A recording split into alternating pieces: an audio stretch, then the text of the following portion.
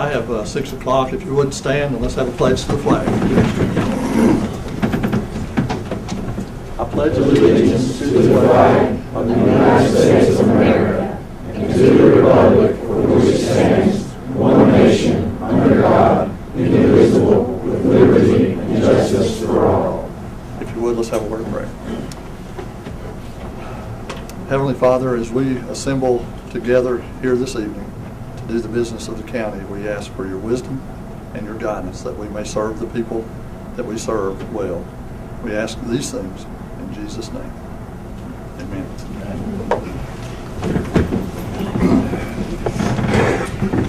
Appreciate everybody coming out this evening, braving the weather. And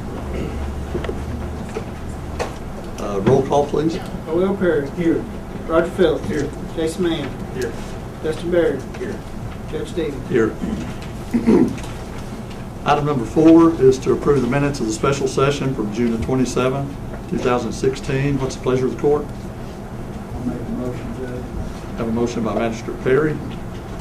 Second, Judge. Second by Magistrate Mann. Any questions, comments on the minutes? I think I see wrong on there. Jason, he voted no on the budget. Scott, he voted yes. Second time. On the second page.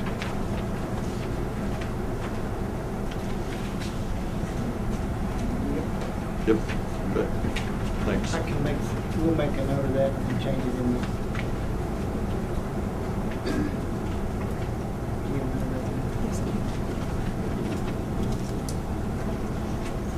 Okay. You want to amend your motion and second to approve that with that change? Okay. You all right on the second? Yes. Okay. Vote, please. Will Perry. Yay. Roger Phillips. Yay. Jason Mann. Yay. Justin Barrett. Yay. Judge Stevens. Yay. Motion carried. Item number 5 is to approve the June 2016 financial statement. What's the pleasure of the court?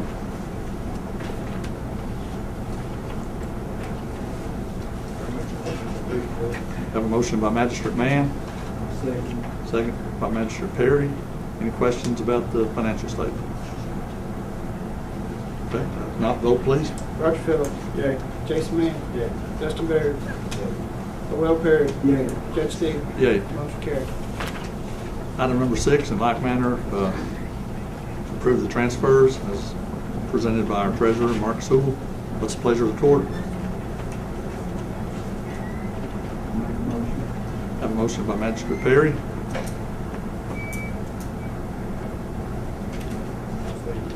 Second by Magistrate Mann. Vote please. Jason Mann. Yay. Justin Barrett. I have a question, Judge. Does that, do we have the vote from the equipment transaction? Oh yes, absolutely. That's paid before June. Yes. Okay, all right. That's good. Yeah. Will Perry. Yay. Roger Phillips. Judge Stevens. Yay. Motion carried. Item number 7, recommend approving the first reading of ordinance number 240.1 regarding additional fees and costs in circuit and district courts. And this was something that our county attorney had presented to us. Everybody had agreed that we wanted to pursue this, and this is the ordinance causing that to happen. We had to wait until the beginning of the fiscal year before we could do the first reading of an ordinance. So, anybody have any questions?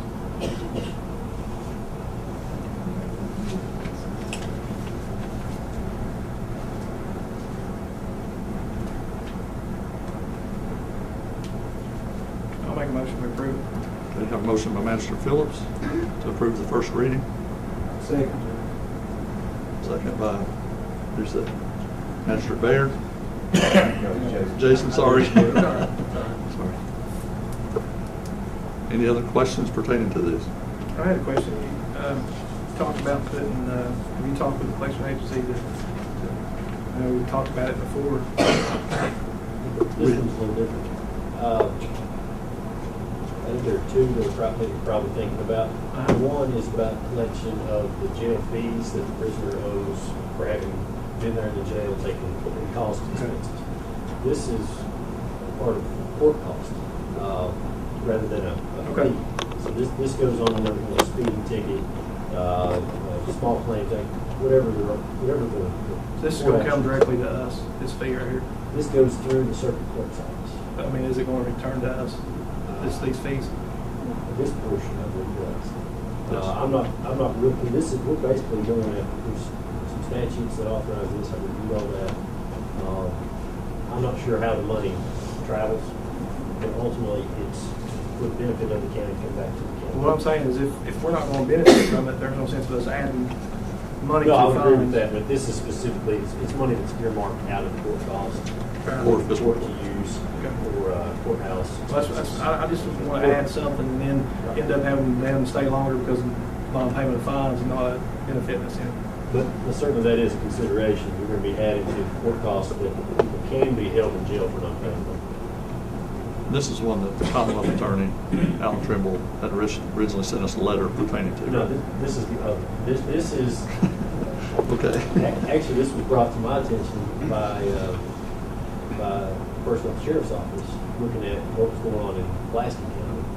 Plasky County has an ordinance similar. They've done this, other counties do this. The real consideration is this is going to cause somebody who would have a $20 fine in district court. Now it's going to be, instead of $20 plus $133 in court cost, it's going to be $20 plus $133 plus whatever the additional fee is for that particular kind of case. And it breaks down by case type. How much is that? It ranges from 10 to 25, those kind of things. Right now, we're not getting anything. I mean, just basically, small fee. I would want to check the clerk's office, but I don't believe so. Okay. Any other questions? Okay, vote please. Justin Barrett. Yay. Will Perry. Yay. Roger Phil. Yay. Jason Mead. Yay. Judge Stevens. Yay. Motion carried. Item number 8 is to approve a contract for employment during law enforcement training and reimbursement with the Sheriff's Office.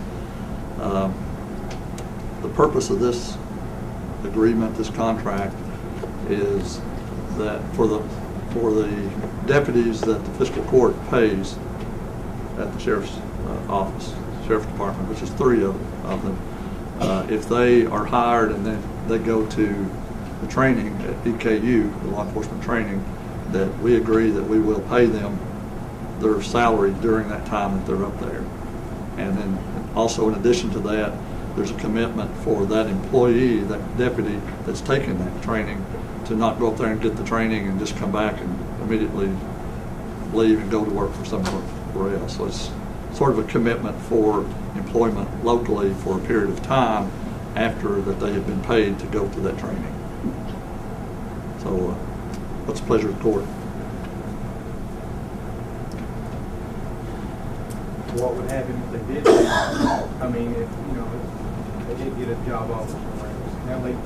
How much is? If they did and they did leave, they would have to pay back their salary and the cost of the training and all that to fiscal court and sheriff's department. For how long, Judge? The training is 22 weeks. Well, I'm saying it doesn't got no time limit. I mean, how long they got to work here? Judge, I may be able to answer. Go for it. It's left blank there, I believe, intentionally. Certainly a sheriff cannot extend an offer of employment past his term. So talking with Sheriff Waters, at this point in his term, he would be wanting a commitment to the end of the term, I believe, is his wishes. I don't know the words in his mouth. I believe that was the sheriff. But let's say deputy gets hired on final year of the term, you're going to be capped out. They have stayed there that long. Now, it's not costing the county for the training. I don't believe that the academy is costing money there. It's a matter of Being without that officer for 6 months. they will not, the academy will not accept them and train them if they are not employed actively. So the sheriff has to hire them before they can get the training. And like I said, you're without them for 6 months. I mean, this makes 2 or 3 times. I mean, I know we've done it once and lost the employee, went to work for the state, and we lost 2, 3, maybe 2 or 3 Frank didn't hire one of them, but we've lost a couple to Wayne County. there's so many people, I mean, there's a few around here that's trained. I can't understand why you wouldn't try to get those trained ones that way you got somebody out here 6 months without, putting somebody new through this and then us going through the repeat process. I mean, of paying for somebody that's not here for 6 months. Well, and I'm not here to push this one way or another, Right. trying to explain, but Oh, I understand. But I would want to disclose, I believe the newest deputy, I don't know if it's the newest or not, but it's family of mine, so I want to throw that out there. I'm not trying to advocate for this for Franklin County. I do have a cousin who's a deputy, but the sheriff's office brought this to me and asked for this report because of the fear of once they hire somebody, put them in that spot, get them trained, then they get bored by a better salary somewhere else. That's really what's cost us deputies here recently, is not being able to compete with the pay that they're getting at these other counties. There's no guarantee. What this does, this follows what several other counties have done. My understanding is that this has been court tested and it has stood up. So basically, if the county would then have could get a judgment against that deputy that left to say, you owe us for your salary, the taxes we paid on your salary, benefits during that time. And also, I don't believe it's a 6-month training. How long is it? 22 weeks. 22 weeks. Not substantial. But the reason why the sheriff's office is saying they need this, it makes sense to me. To have academy trained officers, they're competing with counties that pay them. Randy, Sheriff maybe will speak this way, but we're discussing the contract with new deputies to be paid during their training, and then they would have to reimburse back. Yeah, and say if Randy wasn't reelected next time, and you won for sheriff, you want to come in and just say, hey, I don't want these 3 deputies, I'm gonna hire 3 more. That's what's killing us is, training these people and then them leaving and going elsewhere, and Yeah, because what we're trying to do, if I don't get elected again, then right. I They can't- can, well, even if you don't get elected, that you just got a year and 2 years and a half that these contracts is getting for them. yeah. If I don't, from here on till the end of the term, they'd have to reimburse it back if they go somewhere. But from thereafter, you're right. You can go wherever they want.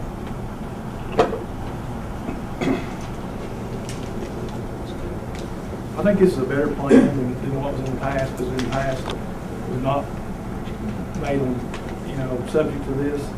I don't know. I still have concerns though that, if you didn't win the next time, 3 more, I mean, that's costing 6, like I said, 6 months. It don't really hurt with you because you're using volunteer deputies, where a previous administration wouldn't do that, so you was kind of out of law enforcement for that period of time, and that's when it really hurts.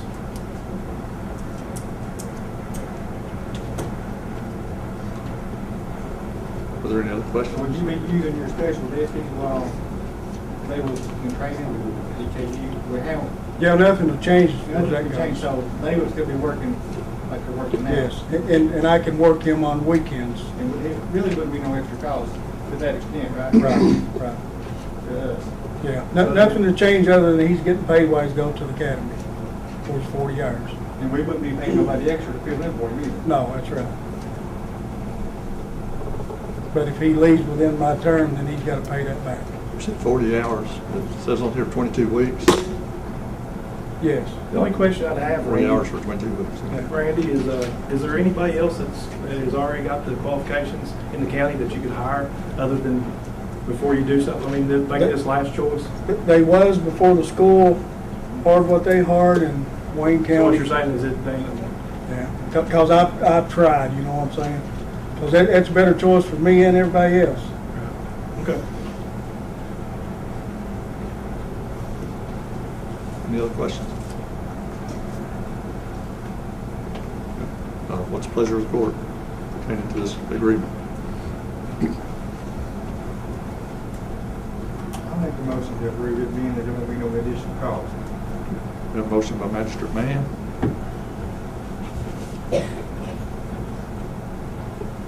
I'll second it. Second by Magistrate Phillips. Any further questions? I would vote no on this if there was other people out here eligible that I trust that you've looked and there's nobody. So really, this is the only way that you can hire somebody. But now, if there was somebody else, I'd have You'd recommend reservations. I'd have reservations before I vote for it. And I'd expect you to, you know what I'm saying? I think that Sheriff Lawrence is probably, I trust him. I think he's telling the truth. I mean, I've spoken with those working for the school department, and you know, I mean, I don't think there are others just walking around with the qualifications, you know. Well, vote please. Will Perry. Yay. Roger Phillips. Yeah. Jason Mann. Justin Barrett. Judge Stevens. Yay. Motion carried. Item number 9 is to approve resolution number 160714-1, amended number 160627-2, regarding applying for grant funds with the Department of Homeland Security. We approved this before, but we had to add a paragraph per request of Homeland Security pertaining to the procurement code. So that's the only difference, so we just need that approved so we can send that back. So what's the pleasure of the court? I'll make a motion. A motion by Magistrate Baird, I'll second. second by Magistrate Perry. Any questions?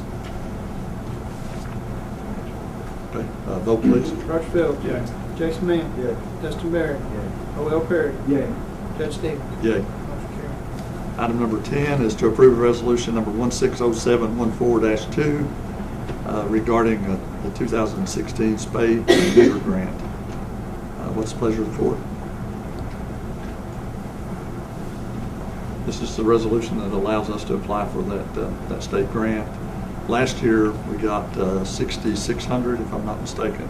$660, so 90%. It's not matching either, right? There's No, problem. I thought 6,600. Can I speak before y'all? A couple years ago, we used to have a veterinarian with local ties who does spay and neuter programs in the county, and she stopped doing that. That's when Eugenia, with Gracie's outreach, stepped up and decided to take a lot of this on her shoulders. The state program, this is through the Department of Ag, it allows the county to partner with nonprofit agencies, which Eugenia is, to do this type of thing. The county has to apply for the money, and we can run it through her agency to administer the program. Last year, it was $2,500 was the max. They gave us $660, which is the first year that we've done this. But without this grant, we wouldn't really have very many spay and neuter activities that all take place. Eugenia's done a great job with it. We turned the report in on the first year, and she's asked that we do this again. Jason, to answer your question, it is a match. We are asking for $1,000. We will match it with $1,000, but Eugenia has enough activity within her organization that I think that her organization will provide sufficient match and that the court won't be asked to do anything other than approve this resolution. She handles all of the paperwork through the vet clinic. She takes applications from people. It's a low-income based program. She helps lots of folks, and then I do the paperwork at the end of the year. And then we didn't have any local match on that previous one. No. That the court had to do. I will say, County Clerk sitting there, this grant is funded solely through the license plates that he sells to folks for the spay and neuter program. Donation. So every time you buy one of those license plates, money goes into this program, and we're able to get it right back down here. They have restricted the funding this year because not enough of those license plates are being sold and the money going into the program. So go see Eric and buy your license plate. Yeah. It would be nice if it was 6,600 instead of 660. So. Okay. What's the pleasure of the court? I'll make the motion. Have a motion by Magistrate Perry, I'll second. second by Magistrate Phillips. Any further questions? If not, vote please. Jason Mann. Yeah. Justin Barrett. Yeah. Will Perry. Yay. Roger Phillips. Yeah. Judge Stevens. Yay. Motion carried. Item number 11 is to request a road name change from Moonlight Drive to Moonlight Ridge Road due to a mapping error in 2007. This is per request of Jimmy Barnett, the 911 director. What's the pleasure of the court? I'll make a motion, Judge. Have a motion by Magistrate Phillips, Second. second by Magistrate Perry. This is, a few of these things are going to crop up occasionally as we go through the whole process, but what we did a year or so ago really got most of those road names up and running. We're finding occasionally that there's a little bit of discrepancy in mileages and that kind of thing. So we clean these up as we go. So anyway, we have a motion and a second. If there's no questions, vote please. Justin Barrett. Yay. Will Perry. Yay. Roger Phillips. Yay. Jason Mann. Yay. Judge Stevens. Yay. Motion carried. Item number 12, just for point of record, conducted a telephone poll with the magistrates to pre-approve payment of $1,800 to the University of Kentucky for traffic control flagging training for the road department, and that was unanimous with everyone. This was just happened after the fact. After the last meeting, we never had an opportunity. They required that money as the day of the training, so I had to call them and get that approved. So again, just for a point of record. Item number 13 is to approve hiring Deborah Sumner as a PRN dispatcher at a pay rate of $7.40 per hour. That will be effective once administrative code requirements are met. Deborah will be filling the position left by Larry Henry. This is per request of Jimmy Barnett, the EMS director. What's the pleasure of the court? Have a motion by Magistrate Mann. Second by Magistrate Perry. Any questions? Okay. If not, vote please. Will Perry. Yay. Roger Phillips. Yay. Jason Mann. Yay. Dustin Barrett. Yay. Steve. Yay. Motion carried. Item number 14 is kind of a lengthy one, but approve moving Andrew McGarvey from a PRN EMT. And I know there's a lot of folks here tonight that have not been here, and you may wonder what a PRN is. It's kind of a category that's different than a normal part-time, because part-time you would expect to work up to 24 hours on a regular basis. A PRN is just as needed up to 24 hours. So anyway, approve moving Andrew McGarvey from PRN EMT at a pay rate of $8.23 per hour to full-time EMT at a pay rate of $9.35 per hour. Andrew is filling the position left by Matt Miller. Second component of this one is to approve moving Matt Burdine from PRN EMT at a pay rate of $8.23 per hour to full-time EMT at a pay rate of $9.35 per hour. Matt is filling the position left by advanced EMT Jeremy DeLauder. Third component, approve hiring Amy New as a PRN EMT at a pay rate of $8.23 per hour. This is per request of Jimmy Barnett, the EMS director. What's the pleasure of the court? I'll make a motion. A motion by Magistrate Perry. Second by Magistrate Baird. Any questions? If not, vote please. Roger Phillips. Yay. Jason Mann. Yay. Justin Barrett. Yay. Will Perry. Yay. Judge Stevens. Yay. Motion carried. Item number 15 is to approve hiring Curtis Lee Coffey as part-time transportation officer at a pay rate of 4 hours per transport at $12.50 per hour for a maximum of 24 hours per week. Effective once administrative code requirements are met.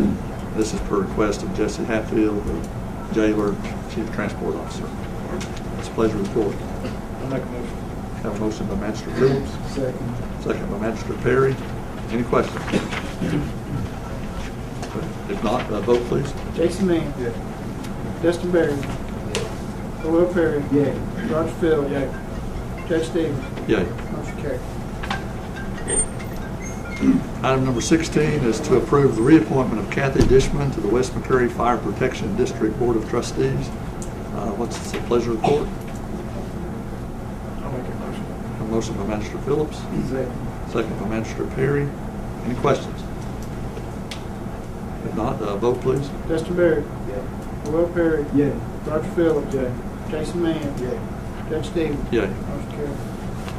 Item number 17 is to approve reappointment of Jeff Waters to the McCreary with the City Fire Department Board of Trustees. What's the pleasure of the court? Make a motion. Motion by Magistrate Perry. Second by Magistrate Baird. Any questions? If not, vote please. Will Perry. Yay. Roger Phillips. Yay. Jason Mann. Yay. Dustin Barrett. Judge Stevens. Yay. Motion carried. Item number 18 is to approve the appointment of Jack Lay to the McCreary County Airport Advisory Board. Jack is replacing Clifton Redden. This is per request of the McCreary County Airport Advisory Board. What's the pleasure of the court? A motion by Magistrate Baird, second by Magistrate Perry. Any questions? Okay, vote please. Roger Phillips, yea. Jason Mann. Yea. Dustin Baird. Will Perry. Yay. Judge Stevens. Yay. Motion carried. Item number 19, Colonel Cheryl Owens wishes to address the court. Turn this over to him. It's time. All right, if I stand here. Sure. Judge Stevens, magistrates, ladies and gentlemen, it's my honor to be here as a representative of the Veterans of Foreign War Post here in Whitley City. My purpose in being here is to discuss the greatest hero that has ever emerged from McCreary County. That's Wilbur K. Ross. Now, this gentleman was born Strunk, Kentucky. At the age of about 18 or 19 years old, he joined the Army. And he won or received the Medal of Honor. And I'd like to just read it. Many of you probably have read it. Most of you probably read it. But time dims our memory. And another one of the reasons, our school system throughout the country no longer teaches very much history. So our mind's memory grows dim. Wilbur Ross, Private Ross, is now 92 years old. He lives in DuPont, Washington. And he's still living, and most Medal of Honors do not go to people that live. They are killed because of the deed they did. But Private Ross's official Medal of Honor citation reads as follows: for conspicuous gallantry and intrepidity of risk of life above the call of duty near St. Jacques, France, at 11:30 a.m. on 30 October 1944, his company had lost 55 of its 88 men in an attack on an entrenched, full-strength German company of elite mountain troops. And they were the crack forces to be attributed to our Green Berets. Private Ross placed his light machine gun 10 yards in advance of the foremost mountain troops, supporting riflemen in order to absorb the initial impact of the enemy counterattack. With machine gun and small arm fire striking the earth near him, he fired with deadly effect, and the assaulting force was repelled. Despite the hail of automatic fire and the explosion of rifle grenades within the stone's throw of his position, he continued to man his machine gun alone, holding off 6 more German attacks. With the 8th assault was launched, most of his supporting riflemen were out of ammunition. They took positions in echelon behind Private Ross and crawled up during the attack to extract a few rounds of ammunition from his machine gun ammunition belt. Private Ross fought on virtually without assistance, and despite the fact that enemy grenadiers crawled to within 4 yards of his position in an effort to kill him with grenades, he again directed accurate, deadly fire on the hostile force that hurled it back. After expending his last rounds, Private Ross was advised to withdraw to the company headquarters post, together with his only 6 surviving company members, riflemen. But as the ammunition was expected to command post, he declined to do so. The Germans launched their last all-out attack, converging their fire on Private Ross in a desperate attempt to destroy the machine gun, which stood between them and a decisive breakthrough. As his supporting riflemen fixed bayonets for a last-ditch stand, fresh ammunition arrived and was brought to Ross just as the advanced assault elements were about to swarm over his position. He opened murderous fire on the oncoming enemy, killed 40 and wounded 10 in the attack that broke single-handedly and forced the Germans to withdraw. Having killed a total of at least 58 Germans in more than 5 hours of continuous combat, and saved remnants of his company in more than from destruction.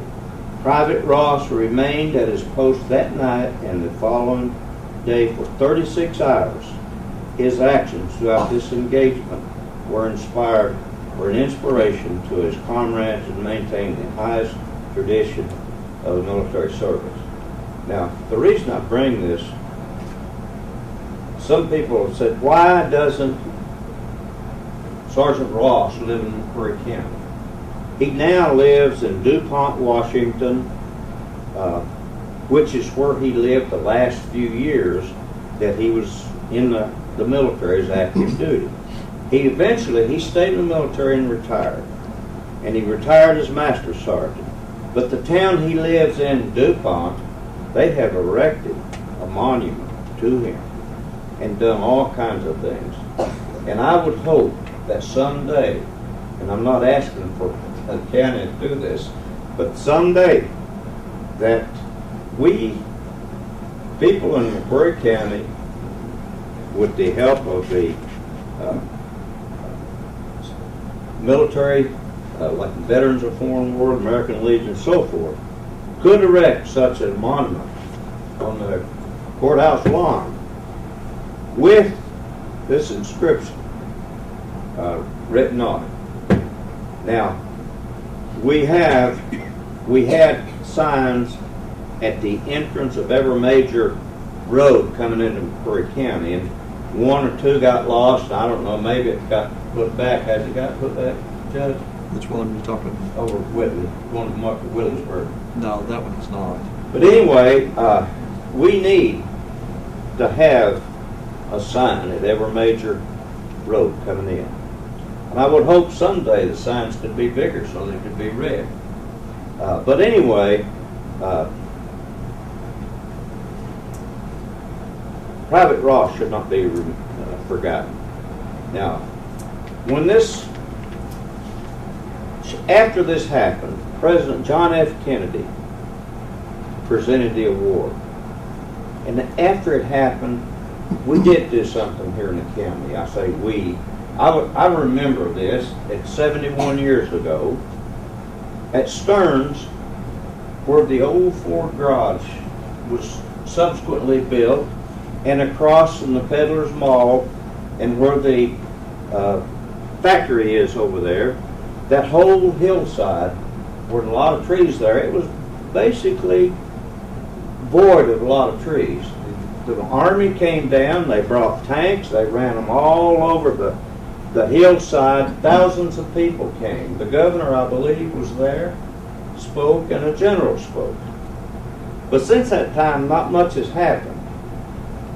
When Highway 92 was built or continued through near the school, through that part, the state named that short little highway, 1/4 of a mile, Wilbur Ross Road. And I was really upset because his home place is still there. It's down in Bear Creek. And I would hope that something could have happened where that road that went down there, I realize it's different. It starts out Highway 90 and then it turns into some other road. But they could call it Wilbur Ross Medal of Honor Trail. We talk about trails. You know, we got Stearns Trail and whatnot, but I think that could be done. Probably take some negotiations with the state and all this and that, but I would hope that we could do that someday. And try to keep Wilbur Ross in mind. I've been in some little scrapes, not big like he's been in, but that was. Can you think of a high school graduate or a person of that age do what he did? He was a private. Now, Tennessee had a guy who did a similar thing, maybe a little bit more, I don't know. His name was, what was it? Yeah. Anyway, the state of Tennessee gave him, when he got out of service, a big farm, hundreds of acres. They built him a new house. They gave him built him a grist mill. And after he died, they took over that house, and it's now a state shrine.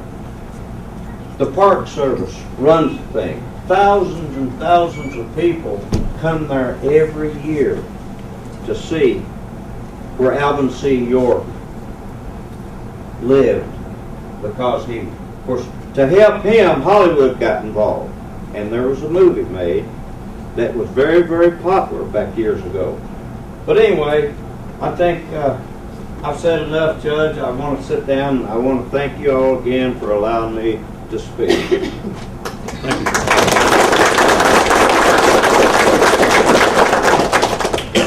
The Highway 92 East sign that was over there was right there by 3C Road, if you all remember that, which Yes. was actually in Whitney County at the time. And when we get into McCreary County part of it, there's really no place to put anything. So our hopes are that the new 92 project will be completed in a relatively short order, and we can erect the new sign at the county line over there. Those signs are too small. They need to be bigger. Yeah, you can't read them.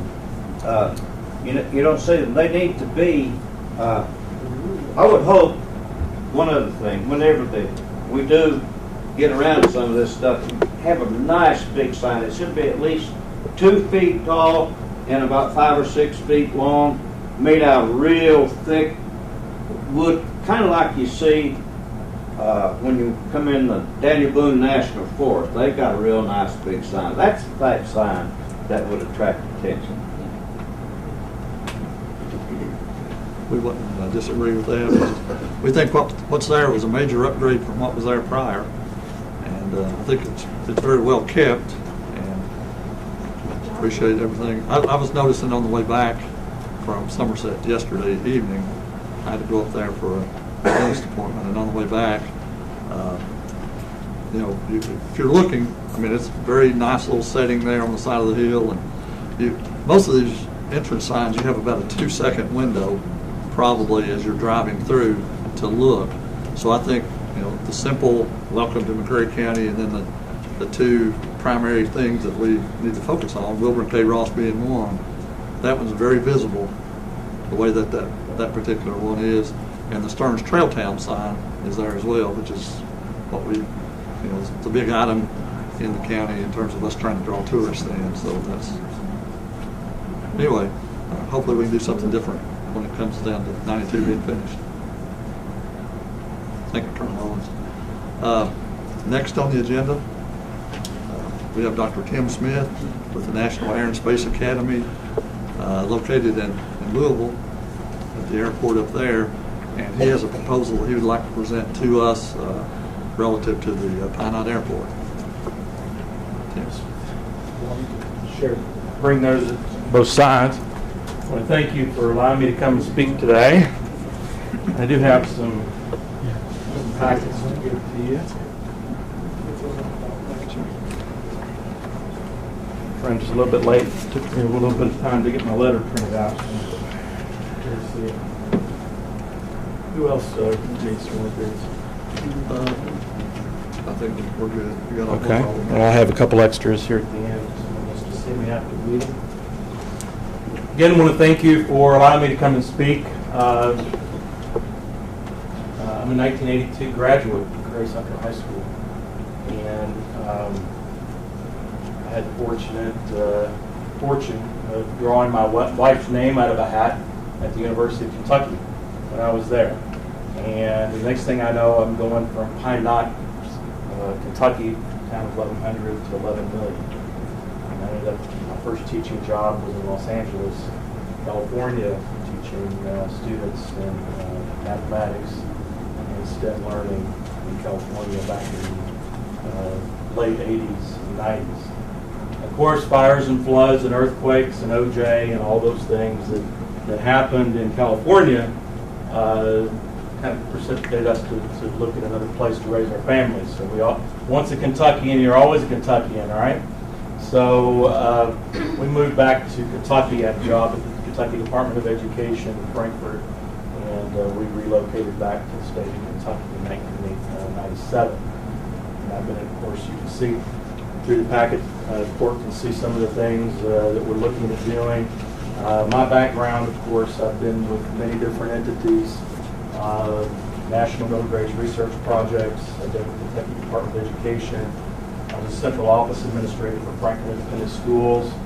I was a founder of the National Air and Space Education Institute, which we work with over 50 school districts here in Kentucky, Indiana, and Tennessee, and we bring aerospace programs to those schools. So you've heard of Boeing High School in Seattle? Well, what we did is we brought the Boeing High School idea to any school that wanted to do the work.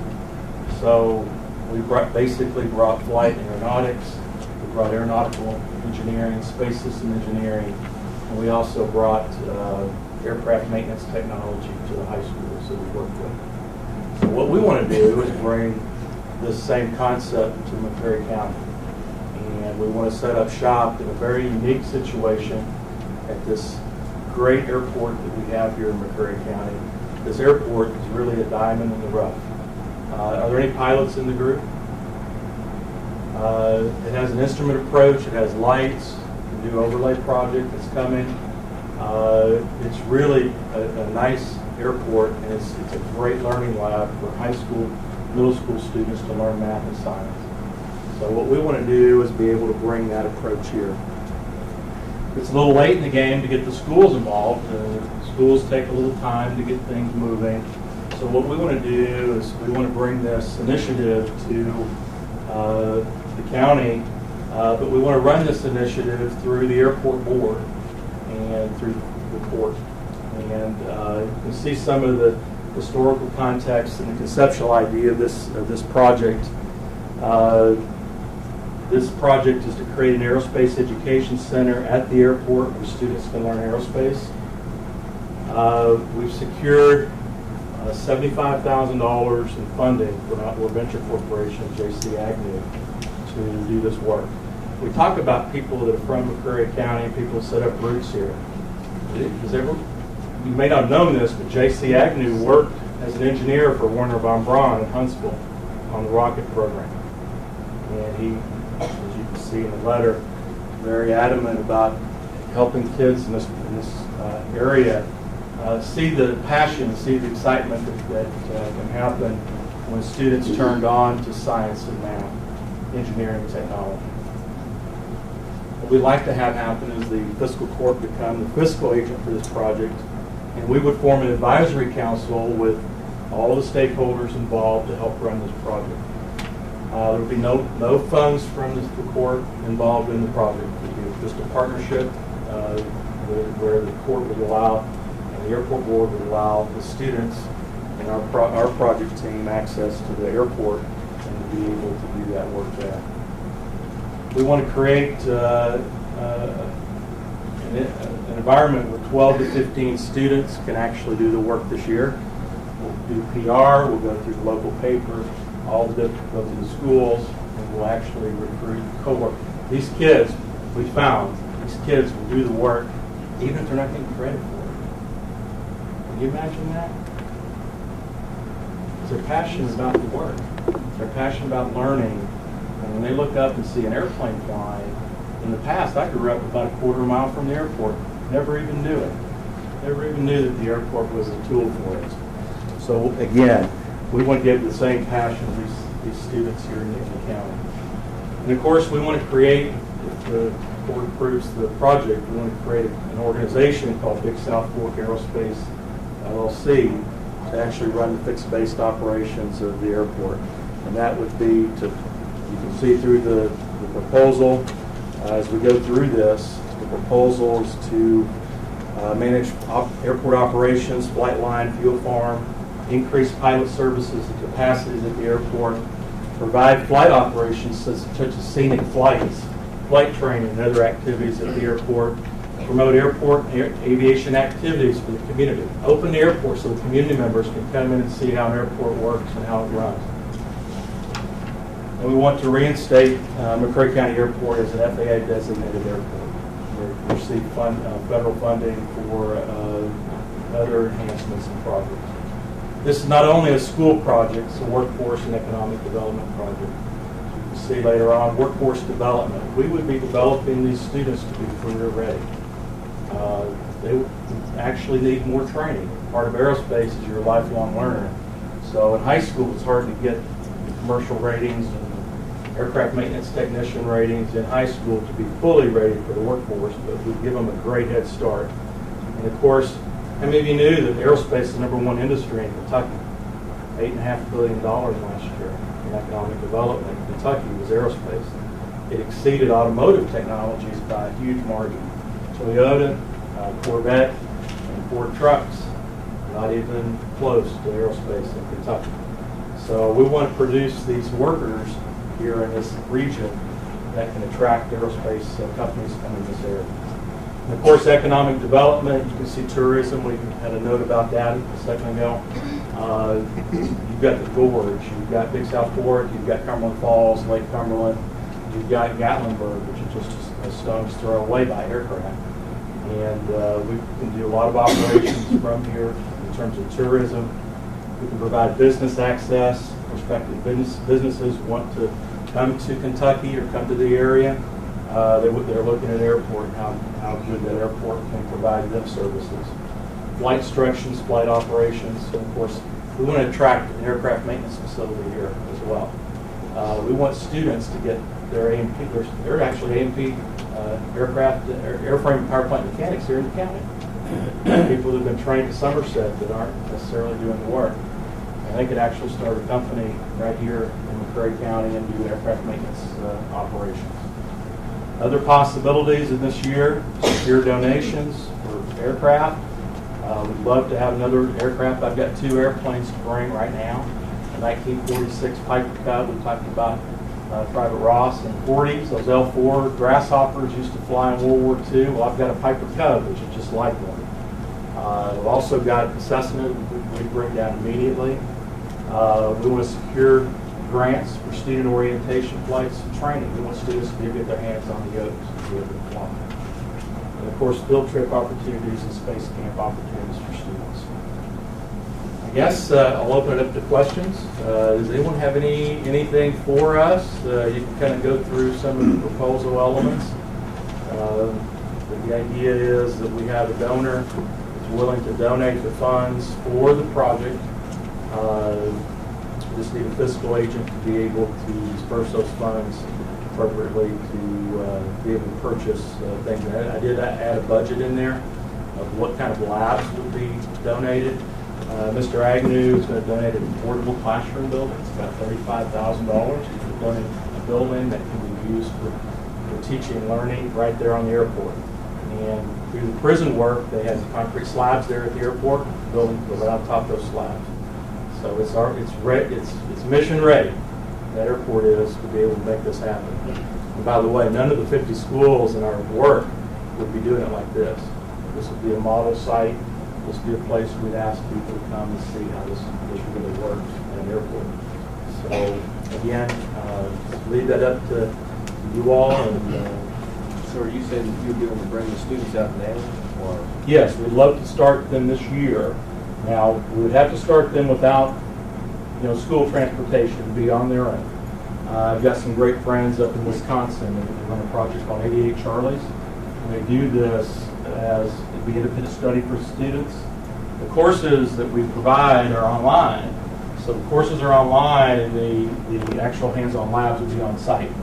So the after school, weekend opportunities for students this year until we bring partnerships with the school district in. So we want to get this going, so we have a core group of students. We also want that group of students to be leaders. So that advisory council we talked about, we'd like to have a couple of students on that council as well to help drive the mission. So, but You would be solely funded by grants, donations? Yeah. That's it? solely funded, yeah. No matching, nothing else needed from the And just kind of a little bit of what's going on with the airport. Basically, this past year, the FAA delisted us as a certified airport because you have to have a minimum of 10 aircraft on site at an airport before they do that. Now, what happens when it gets delisted? You no longer are eligible for any of the federal grants through the Federal Aviation Administration, and also you're no longer available or able to get any of the money through the state Division of Aviation for routine maintenance and all that. So this project would get us up and going. It wouldn't get us all the way to the 10, but we have a commitment from Steve Parker, the director of the State Division of Aviation, right? Is that his title? He's commissioner. Commissioner. Okay, and also Congressman Rogers' office as well has said that they will work with us, knowing this kind of service is here and providing educational opportunities and all these other amenities to the community. They can get us relisted with FAA, even with 7 or 8 aircraft out there, and this would get us to that point. So that in itself would be huge in order to be able to get, have availability to apply for those federal grants through FAA and to get that state maintenance money. For I that can see airport. this accomplishing 2 big goals. One is to really be there to help manage the airport and to make it a viable place for aviation operations. And the second is that aviation and aerospace education component, which is a huge component.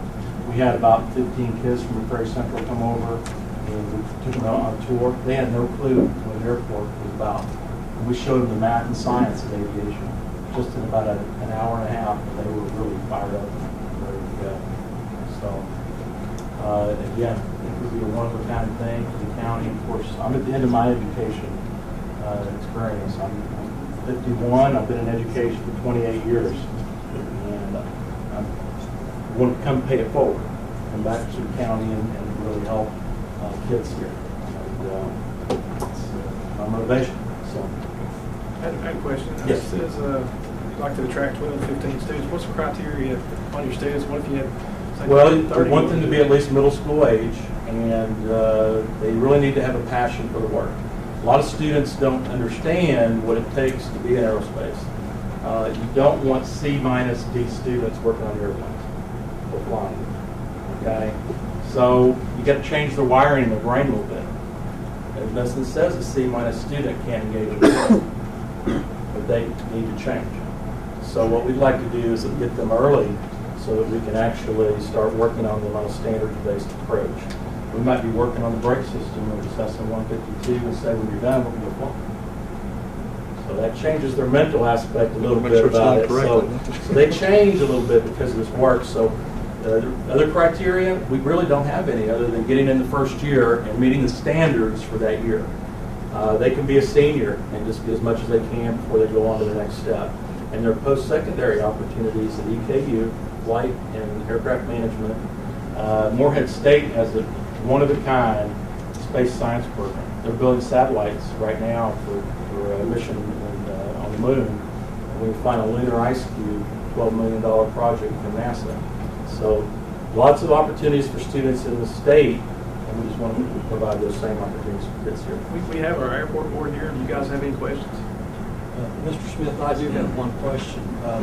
The board brought this to my attention the other night at our meeting, and we would like to know if you have any intentions of leasing any part of the airport out to donors or to anybody else in the space program.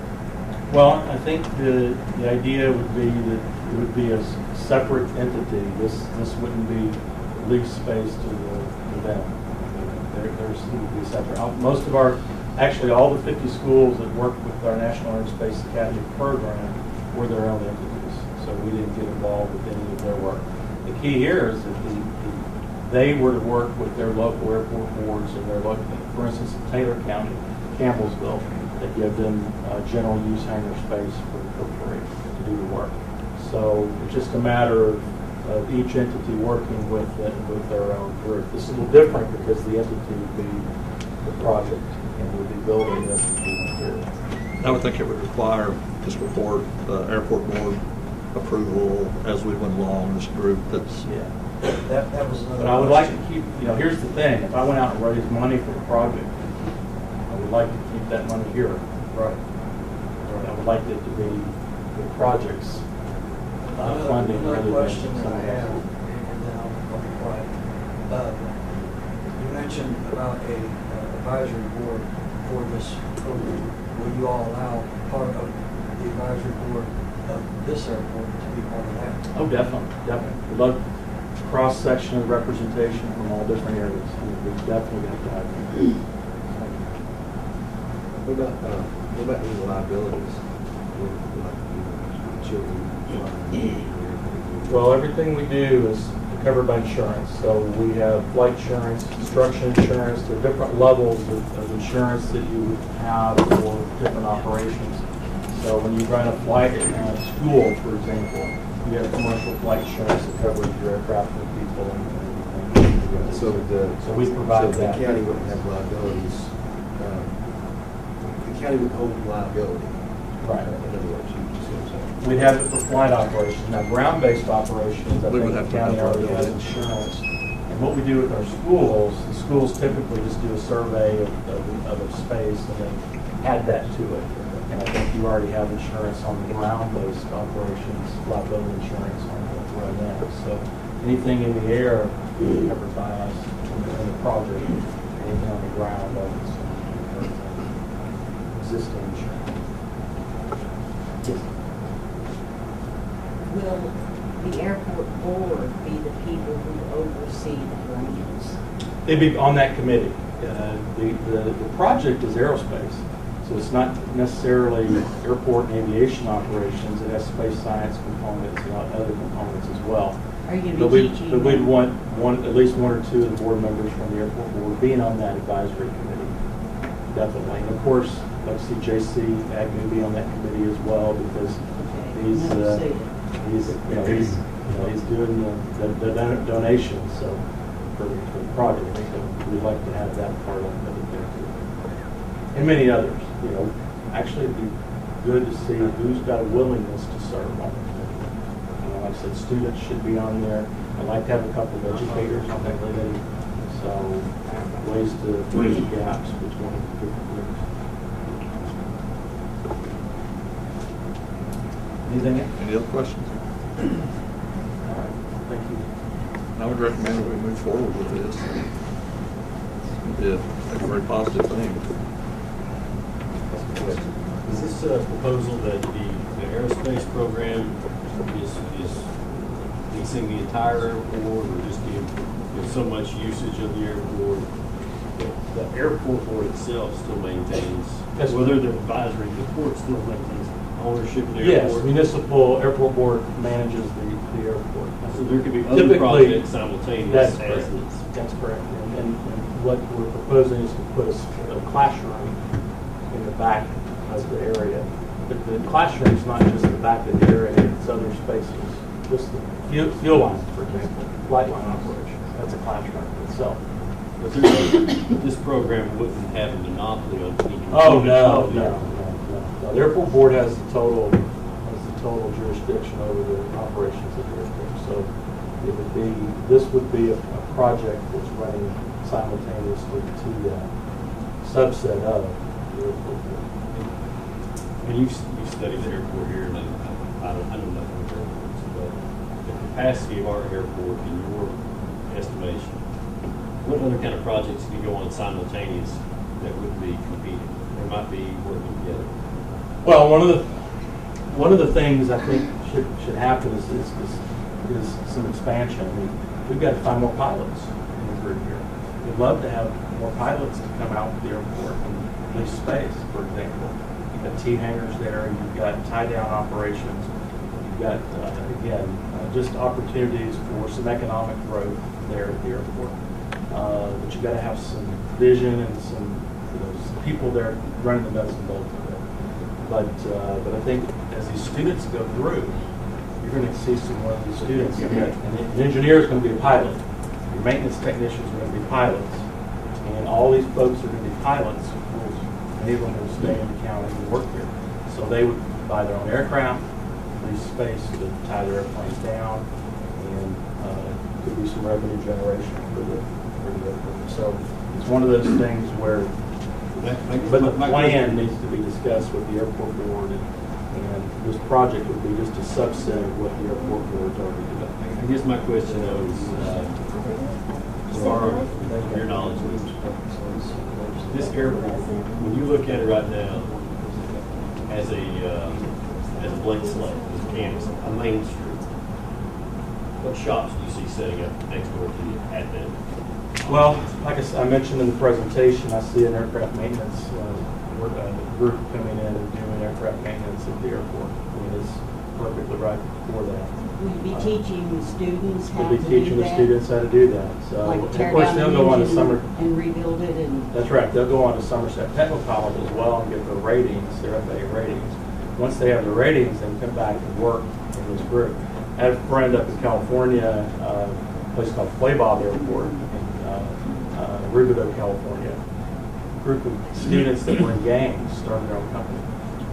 And they're restoring fabric, antique aircraft there at Rubidoux, California. So it's one of those things, it's really, like I said, it's a blank slate. It's really open to a lot of different opportunities, whether it's aviation related or whether it's maybe business related, where someone comes in and wants to start a business adjacent to it.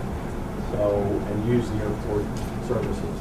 Now, what we do know is that there's a group called a fixed-based operator. It's called an FBO. And that's generally, the FBO is generally the ones that run the airport operations. The airport board oversees everything, makes sure it's running correctly. But the FBO is the one that's there on a daily basis, making sure things work. For instance, the FBO could have a courtesy car right there at the airport. So if someone wanted to go to the Old Country Cafe for breakfast, they could fly in, grab the courtesy car, and go to have breakfast. So pilots are looking for those opportunities all the time, but you got to have somebody there daily to do that work. So eventually, I'd like to see that happen, where you've got management of the space daily to be seen by our airport. So this project will be just one of those projects that's going on inside the umbrella group. What about medical evac? Even though Williamsburg has one, it'd be nice to have helicopters sitting out there waiting. Yeah. Even though Williamsburg has one, it's about, what, 10 minutes away driving. I mean, That's correct. I could do it in 17. One of the things our airport has that many others don't have, people don't know this, and again, when they come and see it, this airport has an instrument approach. There are airports in Kentucky that are clamoring for an instrument approach.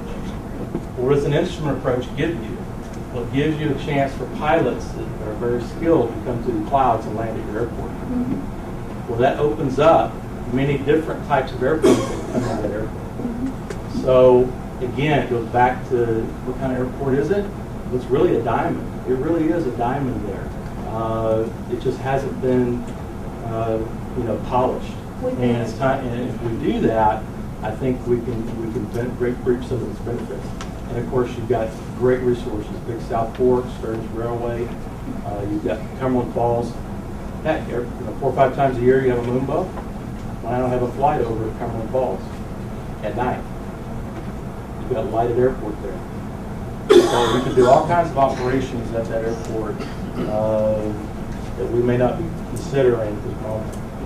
It's just a matter of getting in and start working it out and developing a plan for it. All right.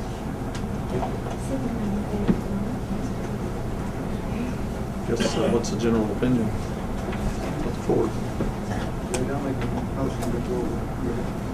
A motion by Magistrate Mann to move forward with the project as presented. Second. Second by Magistrate Baird. Any other questions? Okay, vote please. Jason Mann. Yeah. Justin Baird. Noel Perry. Yeah. Roger Phillips. Yeah. Judge Stevens. Yeah. Motion carried. Thanks. We were, just a sideline, we were a couple of us at the Judges and Magistrates Conference in Louisville just a couple of weeks ago, and they had different speakers there. One of them was Stephen Parker with Division of Aviation, and in the course of his 20-minute presentation or so, he mentioned the projects that this particular group is doing statewide and how that's really benefiting the economy of the state relative to airports. So I think it's a good opportunity. Item number 21 is the Tourism Board has a budget they want to present to the court, and you want to address the court. You want to do us to accept the tourism budget first, and then you present to the court. Okay. So I guess the first item of business on this item is to accept the tourism budget for fiscal year 16-17. What's the pleasure of the court? I'll make a motion to approve it. We have a motion by Magistrate Mann to approve the tourism budget.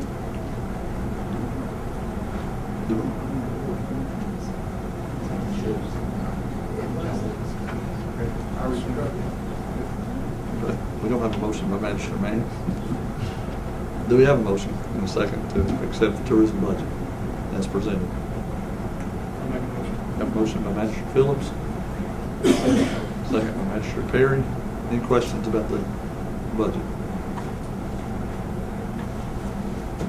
Obviously, I mean, most of everyone knows this, but Tourism Board manages the transient tax and uses that money to promote and market our county. So that's what this budget plans to. Okay, any other questions? Okay, vote please. Joel Perry. Yeah. Roger Phillips. Yeah. Dustin Baird. Judge Stevens. Yeah. Okay, Tourism Board wants to address the court? Yes. If you're here from the Tourism Commission, can you stand, please? Thank you, Judge. We would just like to address the court and ask that Fiscal Court give the Tourist Commission permission to advertise the vacant director position in part-time capacity, do the interviews, and recommend for hire someone to the board. I think we would actually have to do the advertising for it, but we, Okay.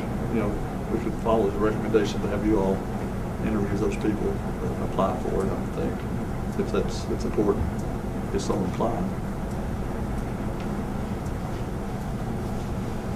So you're looking at a part-time I would position. think, yes, we need a part-time person to get us at least through till November. So you got something?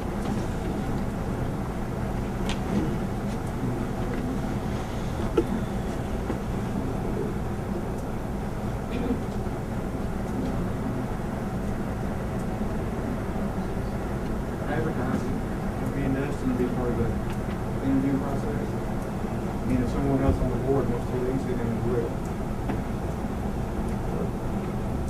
You're talking about having the whole board do it, but we could be represented. Oh, yeah. What do you Yeah. want to do now? Well, the board interview, but then The board will interview. right, and have a couple of folks. But I From- don't think it's an issue to have members of Fiscal Court to leave and sit in as well.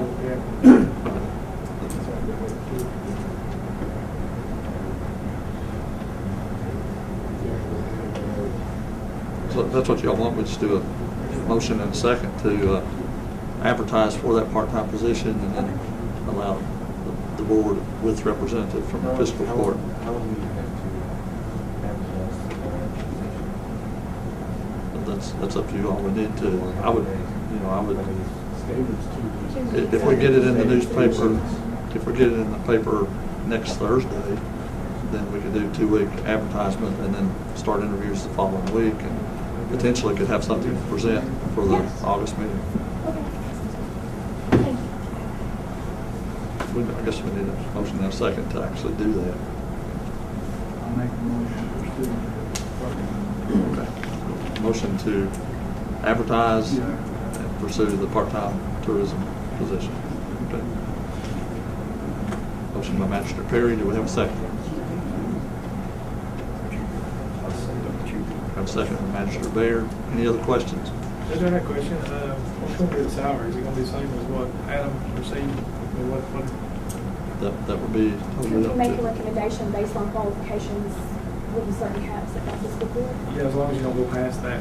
The original salary. that was Above set. his original salary. And also, I have a question, is this person going to also maintain the website, the county website like Adam did? I mean, that was part of his job. That position doesn't have to. He doesn't have to, Randy but I has- know he did that with up to the 24 hours. Well, I'm just speaking personally. It would be awesome to have somebody maintain the county website. The tourism website's the same way. We have a really nice tourism website that we were able to get through the grant, and it's functioning. It looks really nice, but it's at the point too where you need changes. And so, like Susie, we have lots of different folks in the tourism commission that have taken on different roles since having something in there. But it'd be really nice to have somebody who chooses requirements. But that, you know, it's your funds. You can do that. At least maintain the tourism website, the county website. Randy is going to try to, once that gets up and running again. The tourism website's it's a pretty simple management system, so we're quick training. I mean, if they don't do the framework, we'll from both. Also, you're talking up to 24 hours, right? Yes. Another 24 hours a week. For a part-time position. Anything above that, you start getting into retirement issues and health insurance issues and with new laws. So if it's going to be part-time, it needs to be 24 hours. Okay. Any other questions? Vote, please. Justin Baird. Yeah. Will Perry. Yay. Roger Phillips. Yeah. Chet Stevens. Yeah. Motion carried. Thank you. Item number 22. Let me push some stuff out of the way.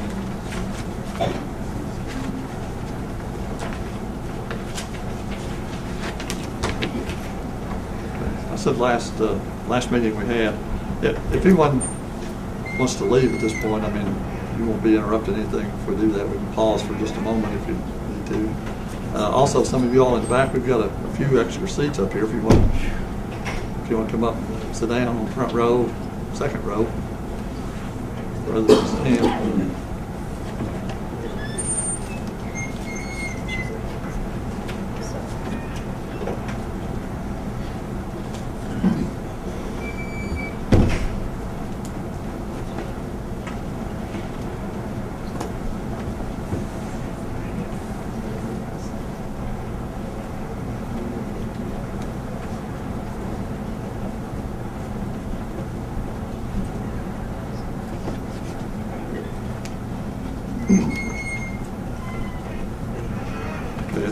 At the last meeting, I said that I would have something together for this meeting relative to our options for the jail. Obviously, that's something that's been on the forefront of a lot of people's minds for a long time. Our jail actually closed at the, firstly request, but requirement of the State Department of Corrections back in January of 2013.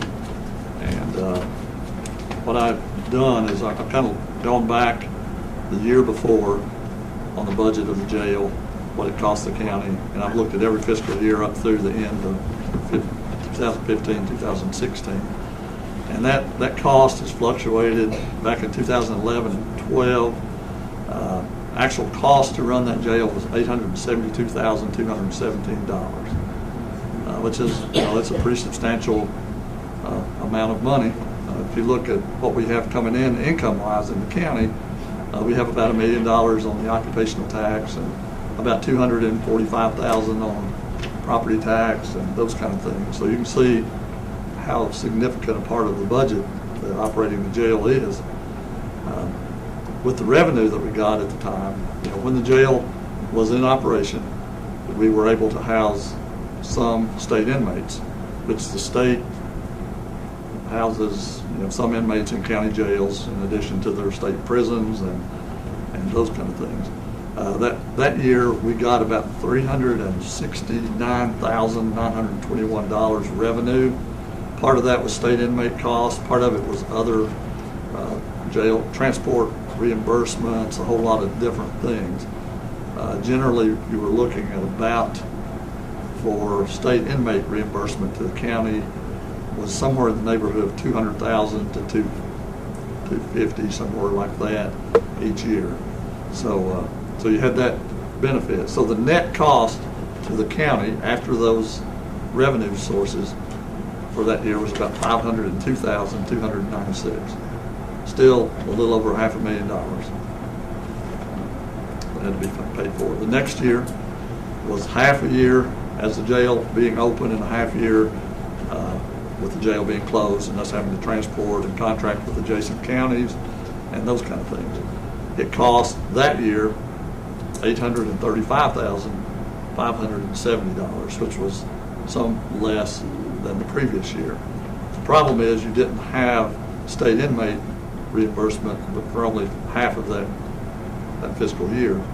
So you had about $276,759. The net cost to the county that year was $558,811. And I have this available. Obviously, I'll give the media this and anyone that wants to look at it later. Okay. Don't have to go over all this stuff, but it's fluctuated quite a bit since then. We've struggled as jails are full, especially right now. Most of our adjoining county jails are actually, most of them are over 150% capacity. Wayne County was like 185% capacity the last time. What does that mean? It means if you have a 100-bed facility and you've got beds for 100 inmates, you have an extra 50 if it's 150% capacity, which means a cot or a pad is thrown on the floor with that, so it's crowded. Every county jail that's open in the state of Kentucky, every one of them are over capacity. The least crowded one, as of a week and a half ago, had 122% capacity. So we're having all kinds of problems. Just this week, another county in the state closed their jail. Anybody see that in the news? Grant County closed their jail. That makes number 43 county in the state. So over a third of the counties have a closed jail. Most of those counties, and I talked, we were at that conference, and the president of the Kentucky County Judge Executive Association, Vince Lang, closed his in Boyle County several years ago, and he said it's the best decision he ever made. So most of those counties would not go back to having a jail. Some are. I think we are at a point where, with all the extenuating circumstances of having to travel as far as we are to house our inmates, right now Leslie County is the only one that has enough capacity to be able to hold our inmates. So we're traveling all the way. If you know where Leslie County is, you go to London, hit the Parkway, go past Manchester, and it's about halfway between Manchester and Hazard. So it's a long journey over there. It's not good for a whole lot of reasons. It's not good because it costs a lot to get them over there. It takes a lot of time to get them over there. Plus, the family members of the people that are housed there have a long journey to travel. So it's very inconvenient for us. Wayne County has told me that they eventually will get back on track and we can house people there. But again, they're at 185%. And the big issue of that overcrowding is state inmates, which a couple of years ago, House Bill 463 that the state legislature passed was supposed to reduce the number of state inmates overall. And since that time, you got more state inmates than you had prior to passing of that legislation. So it's a really big issue everywhere, but it really affects us a lot. I interjected all that in the middle of telling you numbers, but we've fluctuated the last 3 years between the net cost to the county after the revenue coming in, ranging from $648,000, almost $649,000 in 2013-14, to $928,000 in 2014 and 15, and the actual numbers for this past fiscal year that we just came out of, that ended in June, is quite a bit less than it was the previous year. We're down to $774,000 net cost to the county. That's $750,000 of $1 million. So you can see where the strain on our budget and all the other stuff is coming from. So the options, I know everybody talks about reopening this jail over here. That jail, once it's been closed, and we can all blame whoever we want to on why it's closed, but it is closed. Once the jail is closed, then to be able to be opened again, you have to meet modern jail code, which can never happen in that current situation. Back in November this past year, we had the Department of Corrections came down, and they brought the state fire marshal, and when they went through, they came back to us with an estimate as to what it would cost to open that jail down there at about $2 to $3 million. The biggest one-item cost was the price of the smoke evac system for the safety. And if there's a fire down there, then this smoke evac system gets the smoke out, so you don't have the inmates dying from smoke inhalation and so on. Another jail had just had to completely redo that smoke evac system, and their cost was about $1 million just for that one item. So, but that was a state fire marshal, not a structural engineer. If a structural engineer comes down and looks at that jail, I can guarantee you that they're going to find all kinds of stuff that's going to make that facility not suitable. So my recommendation is that is history. That is a part of our history in the past, and we need to move forward a different direction from this point forward. The only way that we can do it, we've got two options: to keep doing things the way we're doing it now and struggling, and that impacts everything from the budget to criminal justice to to the whole thing.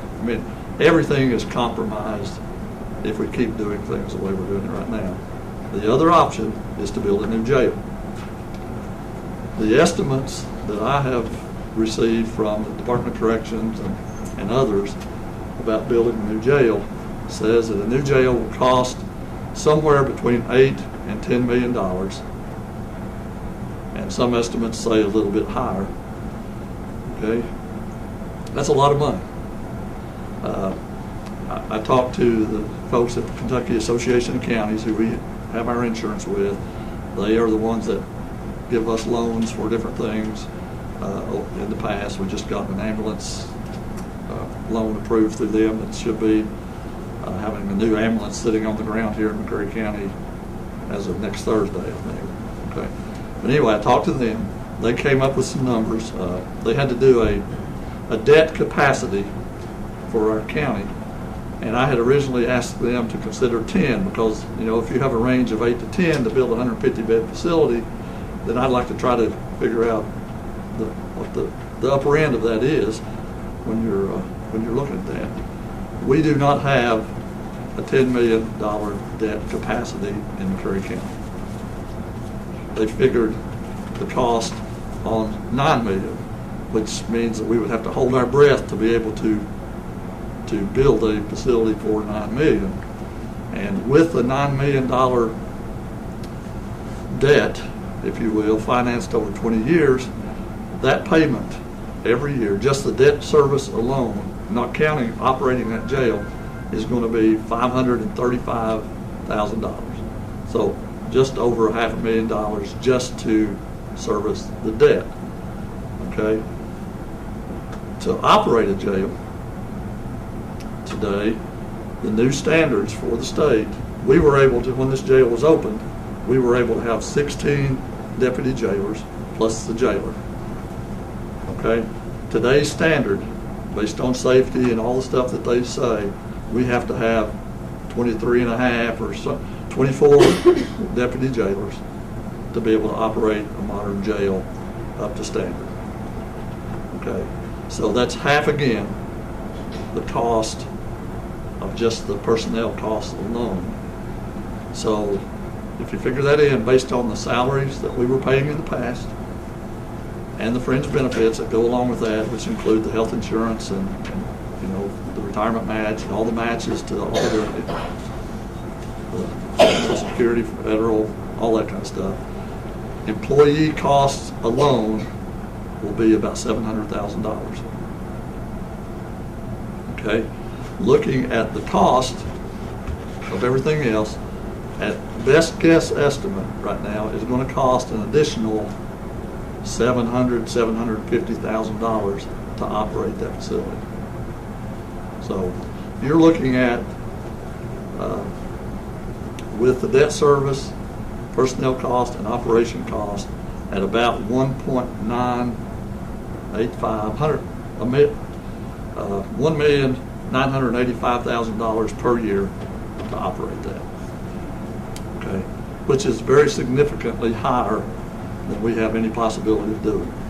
Right now, this $774,000 that it cost us last fiscal year takes our budget to the point of struggling, where that we are many times well over the 30 days in being able to pay our bills because of the cost of housing and everything else. And the cost of everything else in the county has gone up, and our income has continued to go down. So we have a need of almost $2 million per year to build a jail and operate a jail. So the question is, does the community want a jail, or do they want us to continue operating the best that we can and barely surviving? The only way that we can build a jail and operate a jail is if we have more money. I'm a very conservative person. I don't advocate taxes. I think we all pay lots of taxes, but we would have to do something. I would never, and I don't think this court would ever want to increase the burden on the folks that pay the occupational tax, because that's the people that are working and contributing to everything that we have going on now. We have one option, I think, to be able to do that, and that's an insurance premium tax. I know nobody likes the word tax. An insurance premium tax only covers new policies that are written in that 1 year and only goes for 1 calendar year. So everyone that has an existing life insurance policy, homeowner's policy, anything like that, will never pay a penny's tax on that existing policy. Okay? If you get a new policy in any calendar year, you will have to pay that tax, and at the standard tax rate for insurance premium tax across the state and all the counties that have this is 7%. Okay? That, according to the Department of Insurance, and this is without them actually looking at our numbers of insurance policies sold, but just based solely on population, comparing to other counties that have a similar population, they compared us to Mason County, which has about 16,000 people. We have 17,000. Our census says we have 18,000 something, but that 1,000 of that is the federal inmates at the federal prison. So the general population of our county is just over 17,000. Okay, so we potentially could bring in about $1 million per year on that. Now, this is speculation, and again, without the calculations being done and all that. This, if we did this, first off, we couldn't do it before July of 2017. So we got a year before we could implement such a thing. It has to be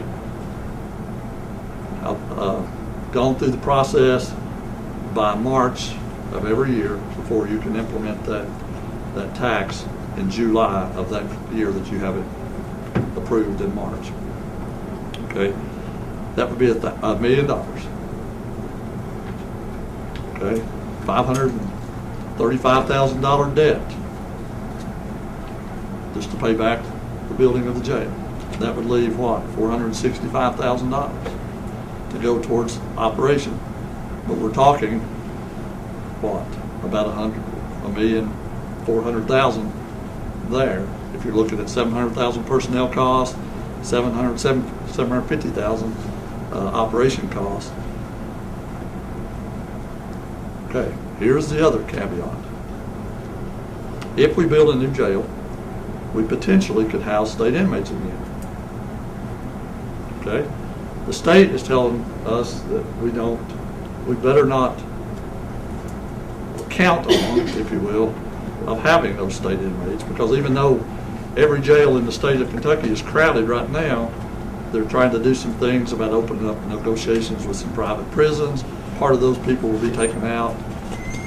Class D felons are the only ones, the state inmates, that have to be housed in county jails. I know all this is probably boring to everyone, calculate numbers and all that.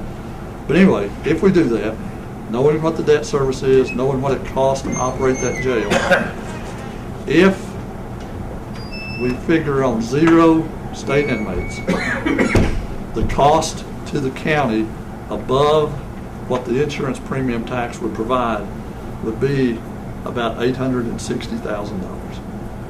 Okay, which is somewhere in the neighborhood of what we paid the last 2 years. 2 years ago, we paid $928,000 out of the county budget. This past year, it's $774,000. So you're still in that same ballpark that we're at now. Okay, if the state had state inmates that we could bring here, I've calculated 2 different costs. One of them with 25 state inmates, and the other one with 50, just to give us a ballpark. Because we generally will have need of about 100 beds. Conley, would you agree? 100 or less. With our local prisoners, right? I think the numbers over here were like 75, 80. Right. Okay. The State Department of Corrections tells us that they won't give us permission unless we have a need of 150.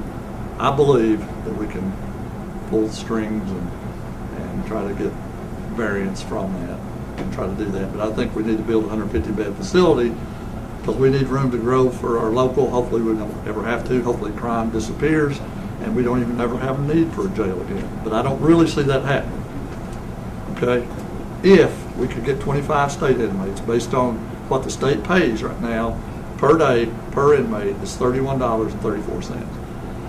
We could take the strain on the general fund down to a total of $574,000, which is significantly lower than what we're paying right now, which would help with everything else that we've got going on. If we could get 50 inmates, we could take that number that has to come out of the general fund down to $288,000, which would be a godsend and give us lots of breathing room. That's best guess estimates as to what it would cost to operate that jail, personnel cost, calculated numbers as to what it would cost to finance anything. That's not right. That's not fair. Here we are again, the working people paying most of it. Let's do something that's going to hit everybody. So what would be your suggestion? Well, I'm not a judge, you are. You're getting more money thrown in this county than any judge in history ever has. And we're in debt, head over heels, and it's an embarrassment, Mr. Stevens. Well, you But know, we have had more. Let people who rent pay something too, not just the ones who own the property. Well, we couldn't force people to buy an insurance policy, but the state law requires automobile That's owners. not a fair way to do it. Something's got to be done, but that's not Well, fair. is it homeowners insurance or is it also automobile insurance? health It's every insurance, kind of everything? insurance. Should be. Even car insurance. Car insurance. Switch. Yeah, Yes. it's Put car something on insurance. the everything. renters, put something on the renters. Should Well, a lot of renters get renters insurance. Right. Already. You said that we could raise basically $1 million a year through that tax. That's based on population estimates compared to other counties that have similar population. If you put that money somewhere in an account every year and didn't spend it, you throw it in the general fund, it's gone. Well, But if you put that's that a money in fallacy an about the account- general fund, by the way. Every penny that's spent anywhere is accounted for, and the money comes to the general fund. It has to go out. That's where all these transfers that we do are monies going out of the general fund into the respective funds. Because the way it was done in the past, if you had $200,000 going into economic development, you might have a bunch of money sitting down there. Once it's put out in those individual funds, it can never be brought back and used for anything else. But in 5 years. So that's the smart way. In 5 years, you would have raised probably $5 million, and you've got that $5 million, and you could have, then we could have financed maybe the rest of it. Well, if you're getting $1 million a year, every penny of that would have to be dedicated to a jail fund. That's what I would recommend if we do it. Well, that's what I'm saying. It Right. should go into a fund that sits there until you use it to build the jail. Well, I mean, we'll do this at the time that I don't think that we ought to institute it and just leave it sitting there in a pot. We're going to have to do this all at the same time. I think there's a misconception out there. What you're saying is what we're spending the house inmates now, take that $1 million and put aside. Is that what you're saying? I'm talking about the tax thing or the, on insurance policies and car insurance policies. His figure was we could raise $1 million a year. That's what I've been told. Save it for 5 years. Okay. Well, I kind of disagree with his numbers because when you're talking about 7%, you're talking about an average across the state. Is that what you're thinking? That's the lowest one out there on insurance. No, I'm talking Wayne County, and theirs last year's 5%. They brought in $742,000, and they've got About the same population. but they've got basically probably a little more than we do. But they've got that tax on everything except for health and life insurance premiums, and everybody else pays it off for new policies. I mean, it's going. It's going. Everybody's going to pay it. I mean, Well, the Department of Insurance tells me it's only for new policies and only for 1 calendar year of that new policy. I don't see how in the world that could ever bring in $1 million. I mean, there's no possible way. I mean, they're bringing in $742,000, and they got more people than we got. And I don't buy the numbers there. But I think we've got to look at this OJ. I think we've got to rule it completely out before we start throwing taxes on people, because I think if we can get this thing and it's structurally sound, why not put $2 million in it and not raise taxes? Consolidate some of our loans, not raise taxes on people. Why wouldn't you do that? Well, I mean, we just we said the can't do it. amendment's gonna be paid off. You got 2 more payments, you got 2 more payments. Well, there's just some money. That's what I'm saying. If we consolidate everything, $2 million, you don't have to raise taxes because what's costing us now $1 million basically, where it was costing us Who 5 was or 6. judge when the jail closed? That would be me. Was it you? Yeah. 2013 January. But I don't buy the numbers. I don't see. I think you'd have to raise, and I don't know where you got that it was 7% across the board, because That's what he told me. theirs is 5. I mean, and I think I've checked on it before when we was doing the occupational tax. I think each county around us does have it, but I think one is like 5%, one is 6%. But if you start excluding things like health insurance and, most of those. So you think that tax ain't be on every policy? I think so. I agree with these people there. I don't see where, we can afford to put that much more of a burden on the working class. I don't care to pay as long as everybody does, and I don't want to pay a John Silver here to not get out and mow his grass or do nothing, but sit there and watch soap operas or something, and don't pay a thing. I have the same philosophical arguments myself, but an insurance tax, everybody that drives an automobile is required to have insurance. What about a safety lane tax? We need our cars run through a safety lane.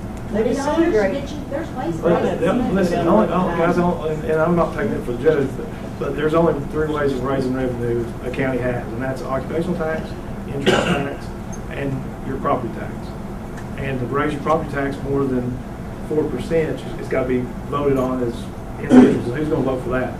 Nobody. Well, if you raised it to 100%. And we're only, double, in you're our talking property tax is $500. only 9.2 or 9.8 or 9.5. If we dropped it from 11.8 since I've been in it to 9.5, and we're only collecting $200,000. So if you even raise it 4%, that's just half of that again. That's no money. That's $100,000 a year.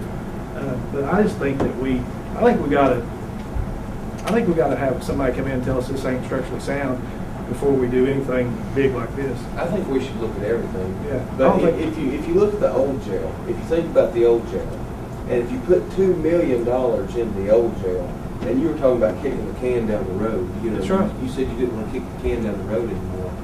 But if you put $2 million in the old jail, how far are you kicking the can down the road? I mean, you Not very know, far. that's the old jail. Based on what I've Well, heard. you died the first year because Well, we can't people retire that remodel debt houses and every do day, what we're Dustin. doing. And I'm just Right, saying, yeah. if it's completely remodeled, I mean, Right, all yeah. that's old is your interior walls. Yeah, you may be right. I mean, I'm not saying I'm you're just- wrong. I Do don't you know. even have land to build I'm it? asking a question, you know, I don't know. Well, I'm just That saying, jail, I don't think if we they can would do, let you. what I'm saying is, if we can do that and not raise taxes, I mean, is anybody here for this insurance tax? I mean, somebody raise their hand. I mean, I'd like to see this. I Well, mean, that building's got a floor in it over here, and the jail. Roger, I don't want to. and I was gonna ask Jesse this. Jesse says he goes in worse for jails than this every day. You not tell me that? You know, we're gonna have to do something, we're gonna have to do it quick, because we're taking these people over 100 miles one way, and that ain't gonna work out. I mean, bad weather's gonna start, and then we're gonna, it just soon, he's gonna have to figure out some way to pay these jails right on time. I mean, not be late on my bills, I mean, I feel that that's the biggest issue they are. I mean, There's never been a jail that's not been paid within 2 months, but we have been over a month before we paid. well, caught I've up. talked to Doug, I told him I didn't want everybody to back deal this stuff. But I mean, we need to sit down and figure out some way or somehow to pay these people on time, because when you don't pay your bills on time, people just start fooling with you. I mean, I understand that these jails, these other jails, we owe them a bill with that. And then whenever it comes time for them to pay their bills, they've not got the money, and these jailers ain't gonna take no chilling out over their bills not getting paid on account of that. Well, that's the And I can't problem blame them for with that. magistrates and And I mean, judges. something's gonna have to be done, and done quick. If there ain't no money here, somebody's gonna have to say, talk to them like this. I mean, it can't go on like this. I heard you say They that's just got one bill we're taking them to. As soon as it gets overcrowded, I mean, I don't know. It's always overcrowded. I heard Liz say that's the problem with the magistrates and the judge. Yes, that's your And- decision. And I agree with you. All we can do as magistrates, we meet once a month. That's the only time we have any say whatsoever. If he tells us there's money to pay the bills, we approve paying the bills. It's out of our hands. We do not have no more control.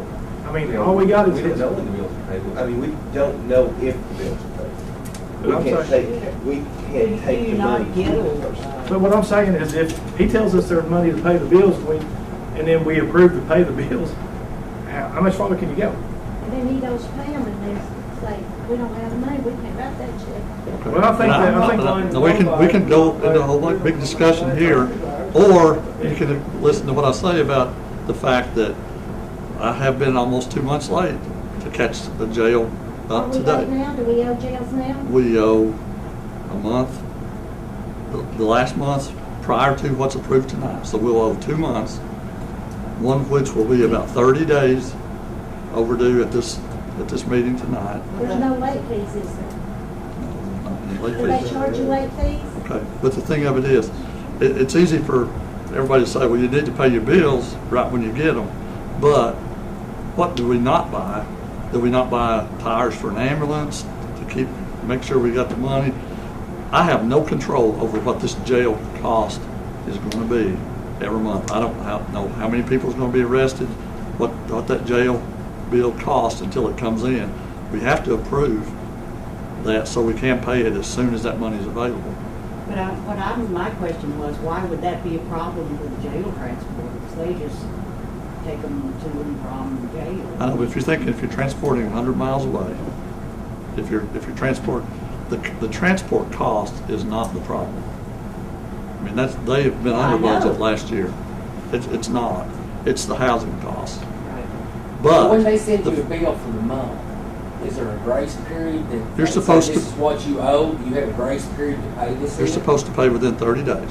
Within 30 days. So you're behind 30 days now, or We are getting 30 ready to be days 30 days? for the last bill that we got. We are 30 days at this point. So we are going to be a little over. I'm sure there's some money there to be able to pay last month's bills and some of this month's bills. We would be able to pay all of the fiscal court bills that are approved tonight come tomorrow or Monday morning. I would bet not. Because money, if you have all the money that you budget at the beginning of your budget year, that would be fantastic. There would never be an issue. But this money trickles in a little at a time, and we hold our breath waiting on money to come in on a regular basis. Are there late fees?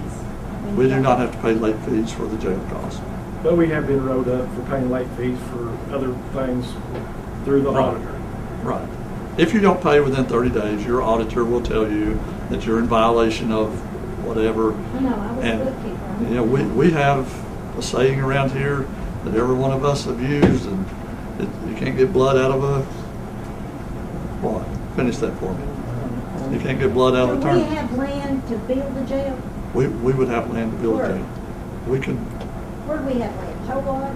no, Is that our land? we don't own land at We Hobart. don't own land at Hobart? Well, I No. thought we did. So let's ask a couple questions. Sorry.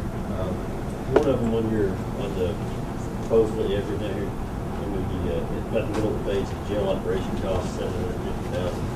Is that based on 150 prisoners in the jail? So if we didn't have state inmates, But then the you got, operation cost would come down proportionally. it would become less. So it would be less. Yes. Because part of that's food, which, you know, that's pretty significant. Right, you still got to pay the same electric, what your food costs. Right. That's what they go down. Basically, what the county is required to pay for the housing of prisoners. The demand, as Jeff said, is not something that Fiscal Court can control at all. Essentially, there's a supply and demand problem. I mean, there is a demand for housing, and we have to meet that supply. We cannot lower the demand over the supply. So however it gets done, it's going to have to be done. That's what we'll throw that out. And the only numbers that will work is if you bring in this amount. Property tax increase would never, ever get us to the point we would be able to operate a jail and pay the debt. This is an easy solution. I think it's the most fair thing that we can do. But, You got- listen to this. you got what? If everybody takes this into consideration and says, yes, let's build a jail, and this 1% or this 7% that the judge is talking about doesn't pay for that, you know what happens then? Something else got raised. Because we're mandated by the state to house inmates, and once we go into this debt, we have no choice but to pay it. Everybody says, well, let the state come in, let the state come in and take over the county. That's not what's going to happen. They're going to come in and say, you guys are going to raise taxes, or you guys can sit over here in jail somewhere else till you raise taxes. And so, don't just think that this 10% or 7% is going to take care of this problem, because if his numbers are wrong, If my numbers are wrong, if then it his won't numbers are work. wrong, then your occupational tax is going to go up, everything else is going to go up, because, And still, and Okay, but if my numbers are wrong, in the process of going through the process of implementing an insurance tax, they actually do calculations based on actual numbers, and they will tell us how much we can expect for sure. This number is just an estimate based on another county with very similar population. And that's all I can come up with now until somebody comes and, you know, every insurance agent that sells a policy in this county has to do a report to the state, to the Department of Insurance. So they would, once we start this process, they'll be able to tell us based on how we do it, percent-wise, and what, if we exclude something or not exclude something, they'll be able to tell us very close as to what we can expect on a regular basis. So I don't think that we should commit to building that until we know that, but it's something that has to be moved forward simultaneously to be able to do something at all. and also, She had a question. Can we let her?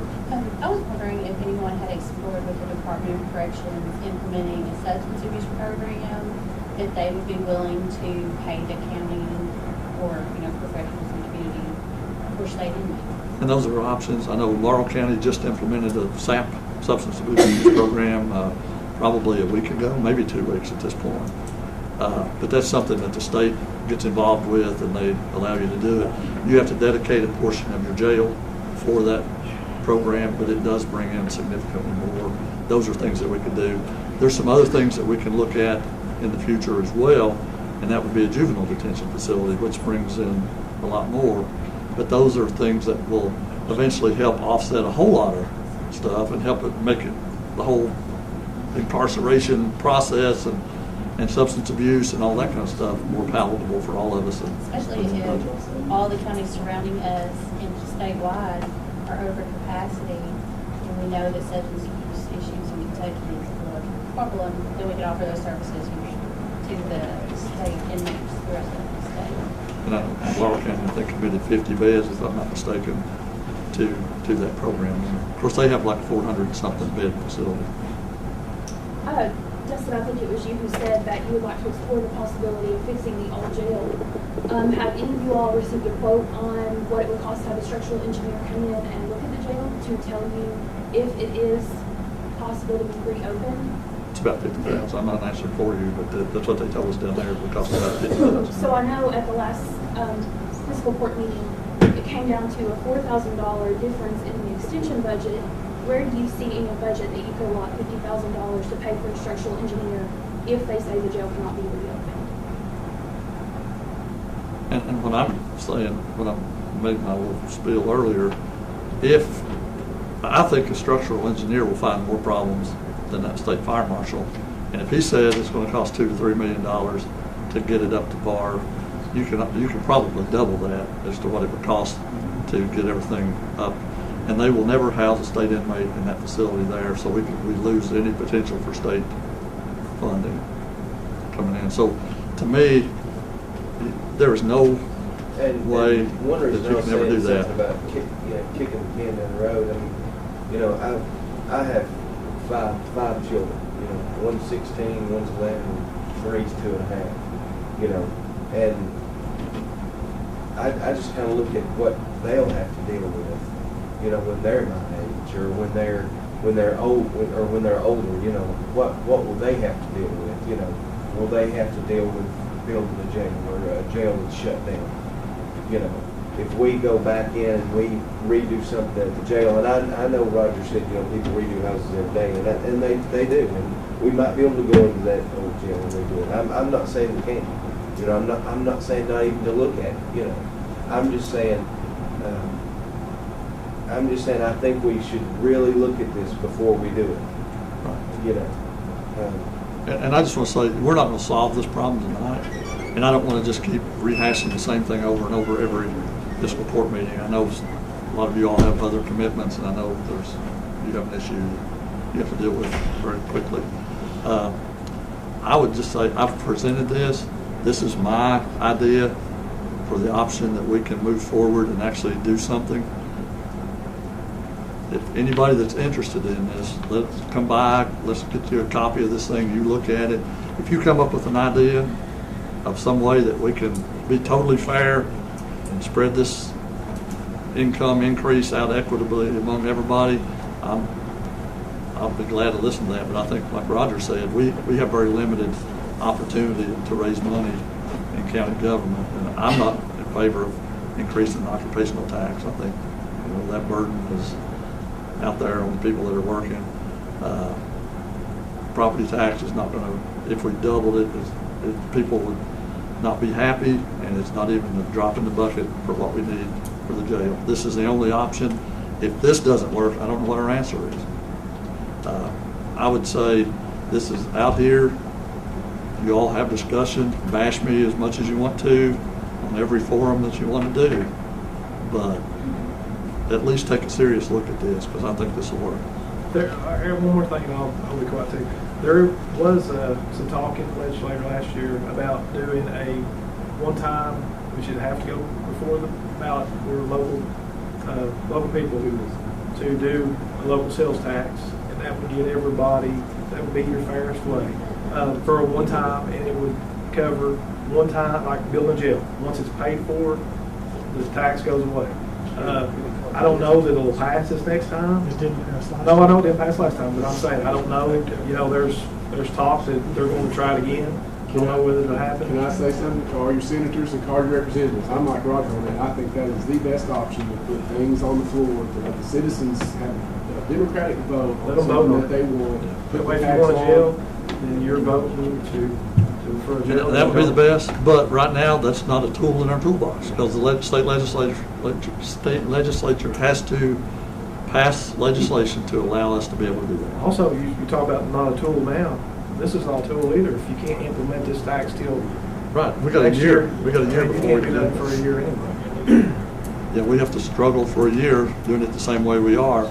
And we constantly look at ways of reducing cost. And if you look at those numbers, if you want these numbers, I mean, it was 928,000 previous year, 774,000 this year that we just did.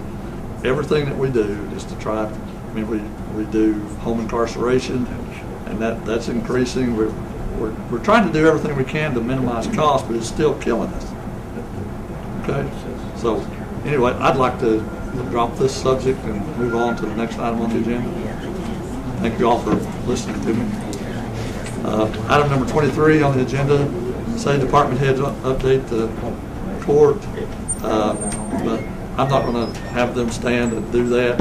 If anybody has a question pertaining to any county department, I think most of them are represented here tonight and would be here to answer any questions. So if you all have a question. I have a question for Stephanie. She's not been here a couple months, and it seems like I ask the same question every time. But like I said, you've been here for me to ask. So how's it going on the summonses on who's not paying the occupation tax? It's come on really good. And have they been served? What Wanda has done is sent out letters on every warrant that, or criminal summons that I have filed. So everybody gets a letter informing them that there is one filed on them. And I have had a lot of people coming in, and I think this month alone I brought in 10,000 just on those. Okay. Are you getting more summonses fixed up for the rest of them? Every month I'm taking a few more. I think I've done 16 this month. So I'll do another, whatever I can get to, I'll do another 16 maybe 20. Okay. Also, I have had some complaints when people come up that you're not in your office. You know, you're not there, and I don't know if you've got a tentative schedule. What is your daily schedule? It's 8:30 to 4:30. 8:30 to 4:30. Okay. But if she's sick, there's nobody else in the office down there. Do But you generally, leave a note on the door? if she knows she's not going to be here, she'll put a note to tell them to come up to our office.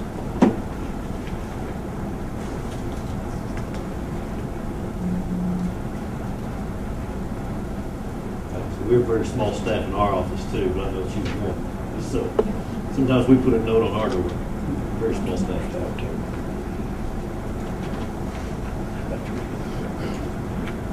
Anybody else got any questions for any of the other department heads? I do for Jimmy too. How's the transport coming? Are you stay busy still on that? Doing as much as we can, or Doing more. trucks will be in next week. We got one, we don't want to take the big trucks off the other here, because we got stuff here, right? They cover it next week, and we're going to get that up there. I don't want to see this over with that, right there. Actually, that's 7 one day. 7 transport? Non-emergency transport.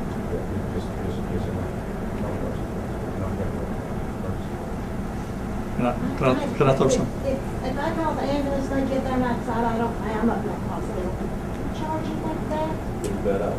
Lord, And if you have a low blood sugar, we use something to get that up, so I pick that out. Because it's I think our ambulance service is the shining star of this county. Do a great job.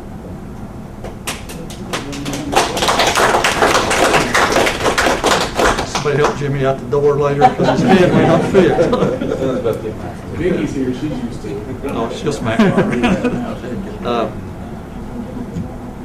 most of y'all have been here, but when he's talking about these non-emergency transports, I mean, obviously, the sole purpose of an ambulance service is to transport people in emergency medical situations to closest hospital.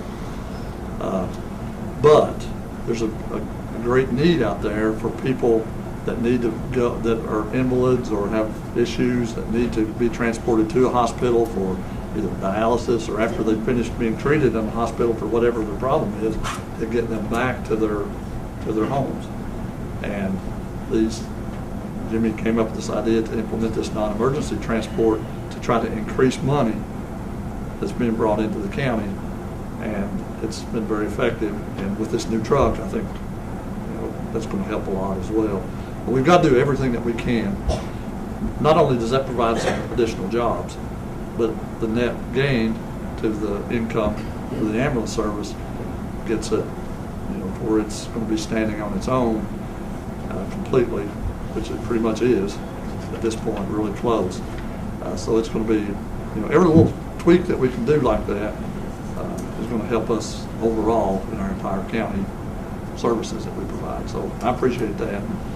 And I'm going to say, we've got a pretty good team of department heads out there. This non-emergency transport does work. If you're on the receiving end of it, I have a name, and I actually need to leave now. It's non-responsive. They have transported back and forth from the hospital. The only way to get her to a doctor appointment, they have transported. So I know firsthand that it does work. It does work. So not only is it bringing money in, but it's providing us a much needed service for the people. That's good. Okay, any other questions for any other department?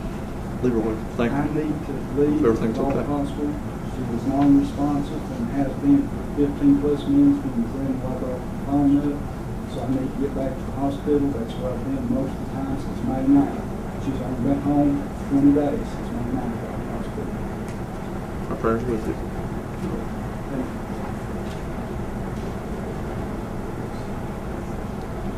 Any other questions for any of the department heads before we move on? Okay. If not, the next item on the agenda, number 24, is citizen participation.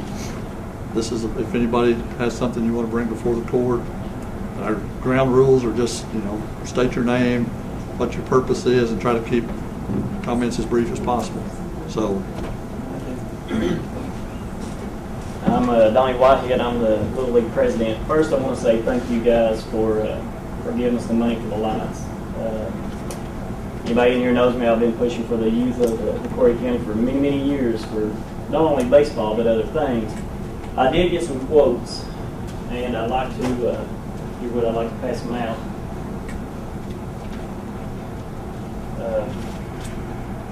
They come in quite a little bit under what Jim's had.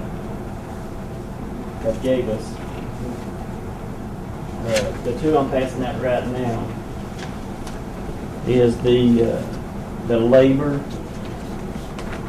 and I think I'll have next one. The labor is on one and the materials on the other. They broke it up. You can have these two. I don't know if the numbers are. And then the other is a little bit higher. Probably a bit higher, I think. And what I'm here for today is, first, again, taking thanks, and I really appreciate all the help. We're here to try to get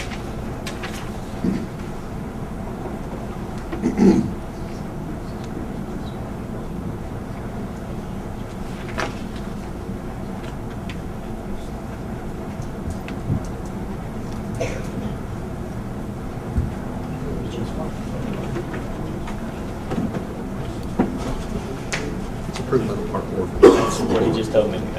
So we went ahead and we had the bids from 2 years ago, and then we had them to update it. So if it gets approved past the park board, then there's a couple bids if you want to reach out to them or others.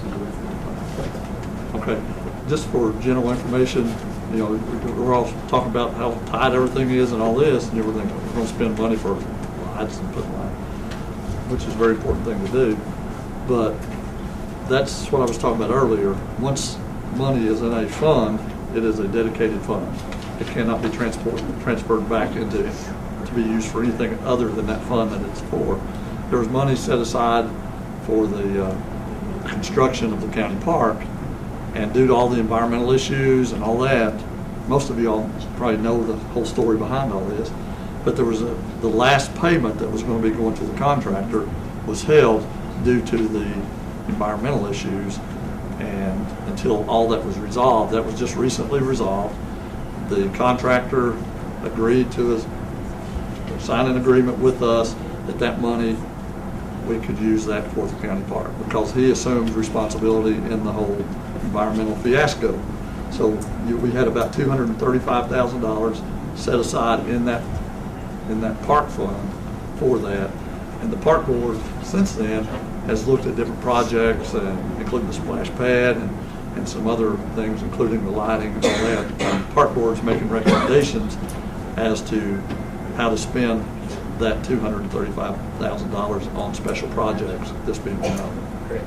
But once the park board makes that recommendation, fiscal court is responsible for managing the finances, and we have to approve that as well. But with the recommendation of the park board, and they're not asking for something that's not already in something that's to be used for special projects, I can see no reason why our court wouldn't agree to something like that if it's something that's beneficial to the park. Is it? The park board has approved it, and I'll probably bring it up in another business.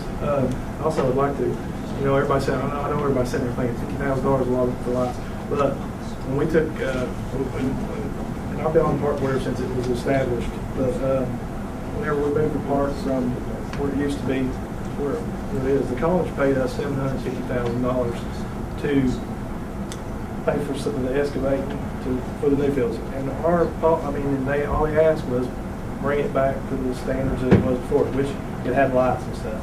And that's all we're doing as a park board is trying to help our commitment that we made in the past. And I know it's not lighting all four fields, but it's a step in that direction.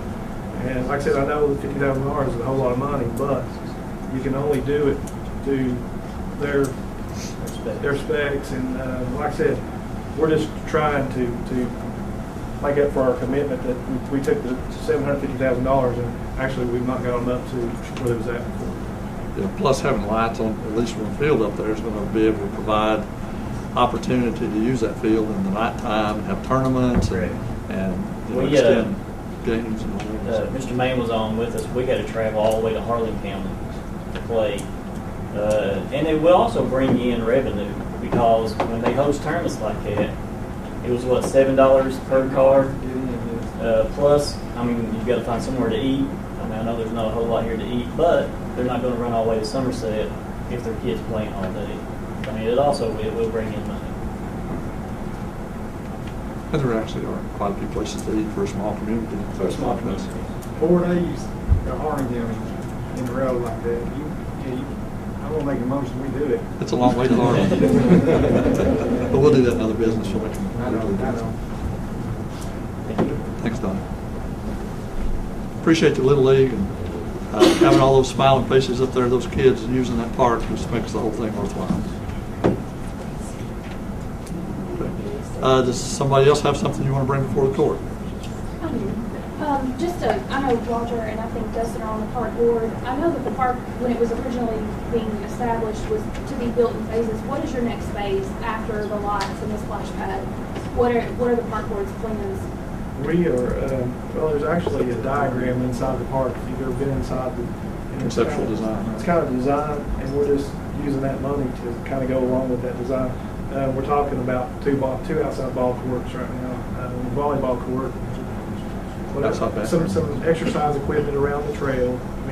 We're just trying to do little small upgrades, and this is basically the only time we're ever going to have any money to do this, and we're just trying to make sure that we get the best for the bang, out there. But we have a park board meeting every first Monday of every month at 5:30. If anybody has any suggestions, we're open to anything. As far as new projects, and while we got the money, now's the time to come and make your opinion, present your opinion. I was just curious how the original plan was like I said, being carried out now that you all do have funding available. There's a diagram on there, and like I said, sometimes you go through the senior citizen village, as soon as you go in there, it's on the sidewalk. Anyone else have something you want to bring before the court? How long has been on this splash pad? It's been ordered and waiting on the contractor.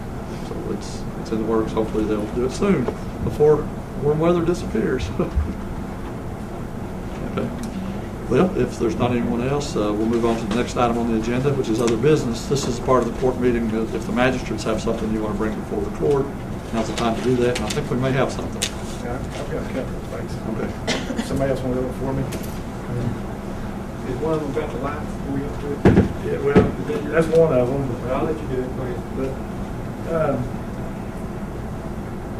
the airport board, we've got problems. I went to an airport board meeting the other day, and Dwayne can probably explain it better than I can. We as a court took it over February. There's been people that have wrote 3 checks, and none of the money is showing up into the accounts. That's because it's being held right now because we have not been able to, this is something we need to do. We need to have an official record that we can take those finances because the bank right now, that's one of the things I forgot to put on the agenda.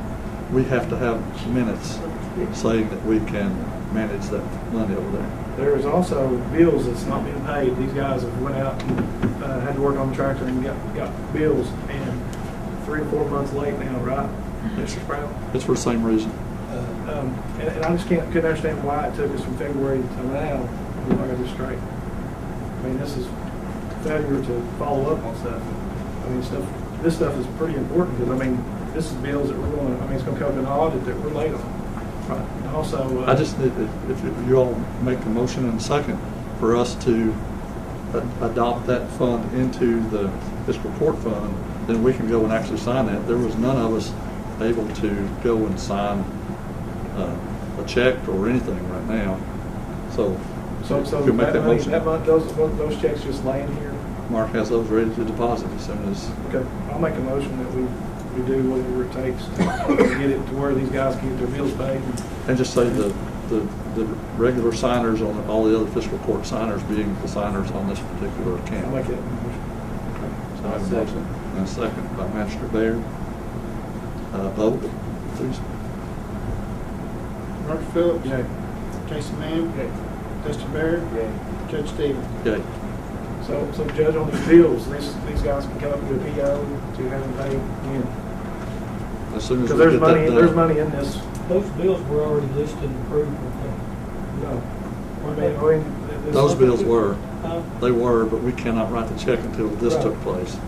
I mean, what I'm saying though is he's gotten the bill back several months in a row not paid, right, Mr. Brown? It's been listed then. But I'm saying you guys have already So approved. he as can soon come, as this happens- so he can come up tomorrow and pay the bills. Well, as soon as we take care of. Because I mean, there's money in that, there's money in the airport. There's money in the airport account, yes. I mean, it's not like we're waiting on that fund. No. And it's been continuing on with the utilities and that because it's been direct. Well, the reason that is because it's coming out direct deposit. I mean, it's coming out automatically. I mean, but we need to get that straight because those guys. Hey, Roger. You can't, the bank has to have minutes to prove Right. that you all have authority on the account, so you won't be able to do that to the minutes or doesn't approve. It takes a while to do that. So they'll never be like 4 months late on this bill. That's what you're saying. I just got what I can't understand is why it's taken us from February to figure this out, and it's July. That's oversight. I mean, that's. They may take them on the draft getting approval. If I might be able to type it up and tell them it's been approved and motioned. My letterhead can go down there. It seems like I've done that. As long as I put it on my letterhead that it has, it's been approved. And they're waiting. They've got everything ready. They just need the minutes because we've already gone through the process of doing it. Mr. Judge, if I can ask, the advisory board has asked me if, and you've told me the same thing, that at one point in time, we're going to allow the board to take back the finances. And if that's correct, why are we doing all of this later on down the road? Technically, if it's an advisory board, as it stands right now, fiscal court has to do all the financial transactions. We would want the board out there to manage the airport and submit the bills and all that. But once we get this done, all it takes is us listing that bill and paying it. We can, at any time in the future, if these folks decide to do it, we can revert it back to that. But as it stands right now. How soon can we get? So maybe that's what we need to do besides approving it for us. Maybe we need to just. I don't have a problem with that. How soon can we get, like the tractor that we had to maintain? We've got a bill in Barlow that's been, I've got the second bill. It's for $300 and some dollars. This is a close personal friend to this man to my right over here. And I I know I'm jumping in the middle of this, but if maybe you make an addendum to the bill list on these bills to pay them out of the general fund, and then let the airport board reimburse the general fund. I mean, we've done that before. That's what I was going to But what ask. he's saying is if this court wants to turn the funds back over to the I airport know what board. you're saying, and that's why I just asked Conley, though, they're at this point not a special purpose government. They would have to register. That takes 2 readings, right? Yeah. To do that again. Right, that's a process to go back through, but if it's just a matter of getting the bills paid, approved to pay the bills out of the general fund and reimburse it once the airport board account is straightened up. So I'm going to ask, That's not a good idea right now. I'm going to ask this, if They have money in the airport fund that we don't have in the general fund to pay those bills. So if we can go this route that Eric is saying, if he can type those up, or I'm sure he doesn't type them up, does he? I'm only looking at 2 bills. I'm only looking at $600. Surely we've got it in the general fund to pay $600 and let the airport board pay it back. I mean, Pete right here, he paid for the runway lights. But the airport board can't pay it back until we get this process, so why would we do that when if we could get this process here done, then we can write it from the airport fund. Right? I mean, we need this no matter what. You have to have this no matter Yeah. what, technically, or like Eric said, verification from him, that's happening. What are you going to have to draw up to do first reading? I mean, is this something you're going to have to do, Conley? I don't remember, honestly. I knew all the answers on that stuff about 7 months ago, but I don't remember them right now. They changed so much. How to create the SPG. Seems like we can do by referendum and maybe by ordinance. Yeah, right. That's what I'm saying. If it's an ordinance, it's got to be 2 readings. Because there's If you do an ordinance, you're going to have there's a state law that allows them to be established and be an SPG. And we have to look at how this affects what we entered into with Tim as well. So can you and I get together maybe tomorrow or Monday? So we're thinking about letting it go back to a special government entity again? That's what, if you all ask me to do that, then we'll figure out what it takes to do that. Well, I just think if we can't get bills paid for February and we don't, I mean, we're holding those guys up out there. I mean, if February we done this and July we've still not got it taken care of, I mean, evidently somebody's lost oversight, is what I'm saying. I see how that's a problem. I'm just saying, we're thinking about letting them go back, to be a special government entity, where they were special government entity, and we took that away.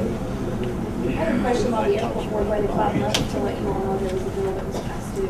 They've given us 2 months ago. They gave us. Yeah, the bills are not due since February. They've only been a couple of months old. Yeah, it's not been. They established the advisory board 5 months ago. Yeah. That's what I'm saying. We established that should have been taken care of before now, is what I'm saying. Absolutely. And accept full responsibility for that. I just think I did. Yeah. So we'll do that. You all have a motion and a second, right? You already voted? So you think, like I said, you think we can get it paid sometime this week or first next week? As soon as this happens and we get the signatures, we can do it. We've already, everything's ready to. I'll have it done right. Heather's actually going to go downstairs and type it up now. She's out. I will sign it and have the judge's signature on it also, that it was approved. And we'll never, I mean, I can't speak for the bank, but I think that. And we should be able to do that tomorrow, if that's the case. Yeah, I'll Teresa's just waiting. I can take it down in the morning. I mean, I'll take it down in person in the morning. It's not a problem. Well, I can take it If because. you just voted as an order of the board that you're going to do this, then just write it up, sign it. Give them a copy of the order. Yeah, it's an order instead of just approving the minutes. Okay. Sounds good. Okay. Did we vote on it? Yes. Okay, what's the other thing? The other thing is the park project on the lights. I'm gonna make a motion that the park board approved up to $50,000 on the lights, and I think that we'll make a motion that we put this out to bid, and I mean, if it's over the $50,000, then we'll have to do something else. But we approved up to $50,000 to do this, but I'm gonna make a motion that we put it out to bid. Right. Mr. Parker, we're gonna put it up to bid, or we're gonna do this as We need to, Don, you need to get them specs. So let him- I'll second. A motion and a second. And a third. Any questions about that? Okay, if not, vote please. Jason Mann. Dusty Baker. Roger Phillips. Yes. Ed Stevens. Yeah. Motion carried. I have one more thing. I went by the tourism office 2 or 3 times and seen someone in there. You already got somebody in there? There's, no, there's not somebody down there with that. The ad district has somebody in there with the economic development workforce group, and I let them have a table in there with the understanding that they, if people come in, they're gonna give out tourism information as they come in. So the ad district, so are we collecting any rent? Why would we let them do that? I mean, they took, the money that they was paying us from. They would take it, they're counting it towards. Well, you guys voted for them to take it towards, I mean, I didn't, but, because I didn't think they'd finished the job, but why would we do that when they're collecting money from us? I mean, why wouldn't we charge them rent? Well, because I mean, they were at the college, and the college was gonna charge them rent. But That program doesn't have enough money to pay any rent, so we were gonna lose that service in McCreary County if they didn't have a place to be. I think it's an important service. It's not costing us any more utilities or anything for them to be there, and it's providing a service. So, I mean, if y'all don't want them there, we can Well, I'm change just saying, that. I mean, are you gonna allow anybody that wants to come there? I mean, because if you're letting one, I mean, why would I mean, that's something that will be very closely tied to economic development, I would think, because it's helping. So they wasn't paying any rent at all before? They were not. And the college was going to start requiring them to pay rent. I and they couldn't were going to lose understand that. why it wasn't approved through fiscal court. I mean, you done it yourself. I did because it didn't cost anything and it was a benefit, I thought. I mean, if you all don't want it to happen, just let me know. Well, I just Our think. people will have to go to Somerset to be able to get that same service. Well, I just think that they're taking our money, they should have to pay some rent too. If they paid rent, then they do away with the program because they don't have any money in the program for rent. That's why they were moving out of the college. Totally up to you all. If it would have cost a penny, I would have gotten approval. Tried to, but since it was something economic development related and they would be there when visitors may come in, I thought any presence there is going to be good. So what you're saying is we should just continue to do that and not hire a director? I mean, No, absolutely not. They're only there 2 days a week.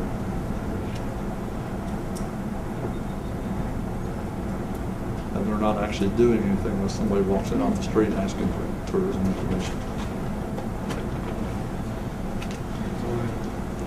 Anybody else? Okay, moving on. Item number 26, pay the bills. That's pleasure of the court.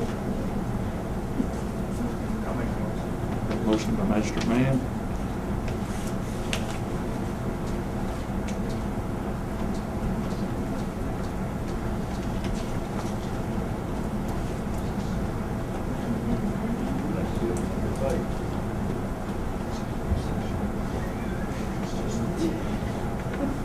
You all have the money to pay the bills? We're told we do. We don't have the money to pay all of it. We'll have to, some of them will be, over the next 2 or 3 weeks as the money comes in. But if we don't approve them tonight, then we have to wait another month, so they're going to be automatically a month late. I understand that you guys are told that you have the money. What prevents you from coming in at any point and just checking? What would you check? Could you not go to the finance officer and ask to see? I mean, we asked the judge. I mean, what else can you do? I mean, the judge is over the finance officer. Well, the treasurer, which You is guys the, are also elected by the public. Well, I'm You saying- have to answer to the public. I agree with you. I agree with you. And I'm just saying that in order for you to do diligence to the people that elected you, could you not come in and see that those have been paid so that you can consciously tell your constituents that the bills have been paid or that there is sufficient funds there to pay them? What puts everything back on the judge or back on the finance officer or back on you all for that matter to prove that things have been done? I'm just saying that Because to me, you guys should be a team and work together rather than, as it appears, working against one another at this point. the treasurer is appointed by the magistrates. Okay, finance officer is appointed by me, And those two individuals worked, one representing the magistrate, one representing the judge, to make sure that those funds are balanced and are able to be, the money is available. So you can call the treasurer, you can call me, you can call the finance officer at any time, and we can let you know exactly how much money is available in each of those funds. To do that, anytime you want to do that. To answer your question, the judge is over the everyday affairs. We have no jurisdiction. I mean, I'm no more different than you walking into the office tomorrow morning. We don't have, they don't have to listen to us. I mean, all they do,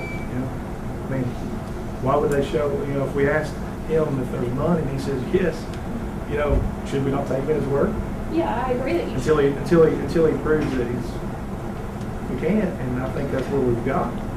Well, I think. So at that point, personally, I would think I would come in and do the examination myself just to see if that's how you feel. Well, that's what I'm saying is you could do the same thing I could do. Anybody off the street can walk in and I can let you know how much money is in any fund at any time. I will never tell somebody that there's money there if there's not. I think I've been pretty honest in terms of, I guarantee you, all the money to pay all these bills is not there at the moment. I hope that money comes in through the month to pay those bills. All the money is there though to pay the road bills, the solid waste bills, the economic development bills, the 911 bills. So if we don't approve the bills, we can't even pay that stuff. Stuff that we do.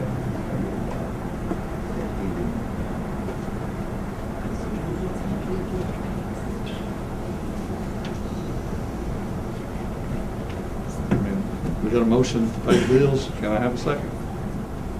Otherwise, I guess August will approve those. So how many bills are there? You all have the list right in front of you.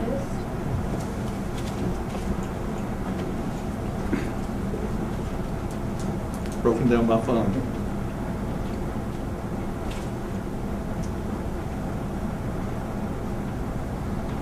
I said. We have a motion and a second. Any other discussion? If not, vote please. Jason Mann. Dustin Barrett. Roger Phillips. Nay. Judge Stevens. Yay. Motion carried. Thank you.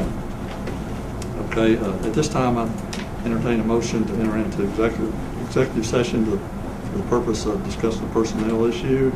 That's per KRS 61-810, paragraph 1F. Can I have a motion? I'll make a motion. Have a motion by Magistrate Phillips. Second by Magistrate Baird. All in favor?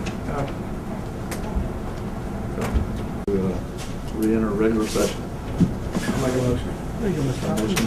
Second. All in favor? Okay. Anybody have a motion you want to bring before us? Yes, I want to make a motion that we reinstate Kim as of July 1st. Have a motion by Magistrate Phillips. I'll say. Second by Magistrate Baird. Vote please. Roger Phillips. Yay. Jason Mann. Yay. Dustin Barrett. Yeah. Judge Stevens. Yay. Motion carried.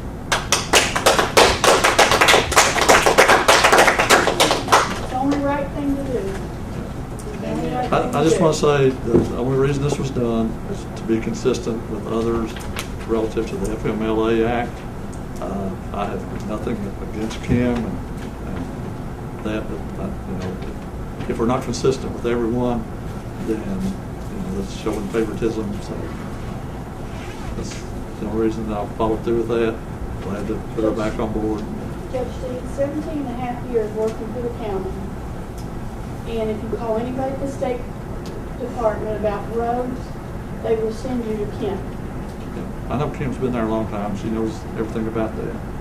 But we had other people in the past that have worked for several years too, and it's not something that we just dreamed up to do. We were told by the workers' comp folks that this is what we needed to do in terms of the FMLA Act and go through that same process. So it wasn't anything against Kim or against any of the others that have been let go in the past. There's been a total of 3. I've got one. I'll be glad when she gets back to work because we have our command vehicle sitting over there for the rescue squad. It's been now 2 months and I can't get anybody to get it fixed. Uh-oh. She'll get really on the She'll ball. get him going. She'll light a fire in his hand. Okay.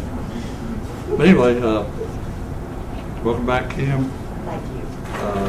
I'll entertain a motion to adjourn. Motion by Master Man, second by Master Baird, all in favor? We were out there talking.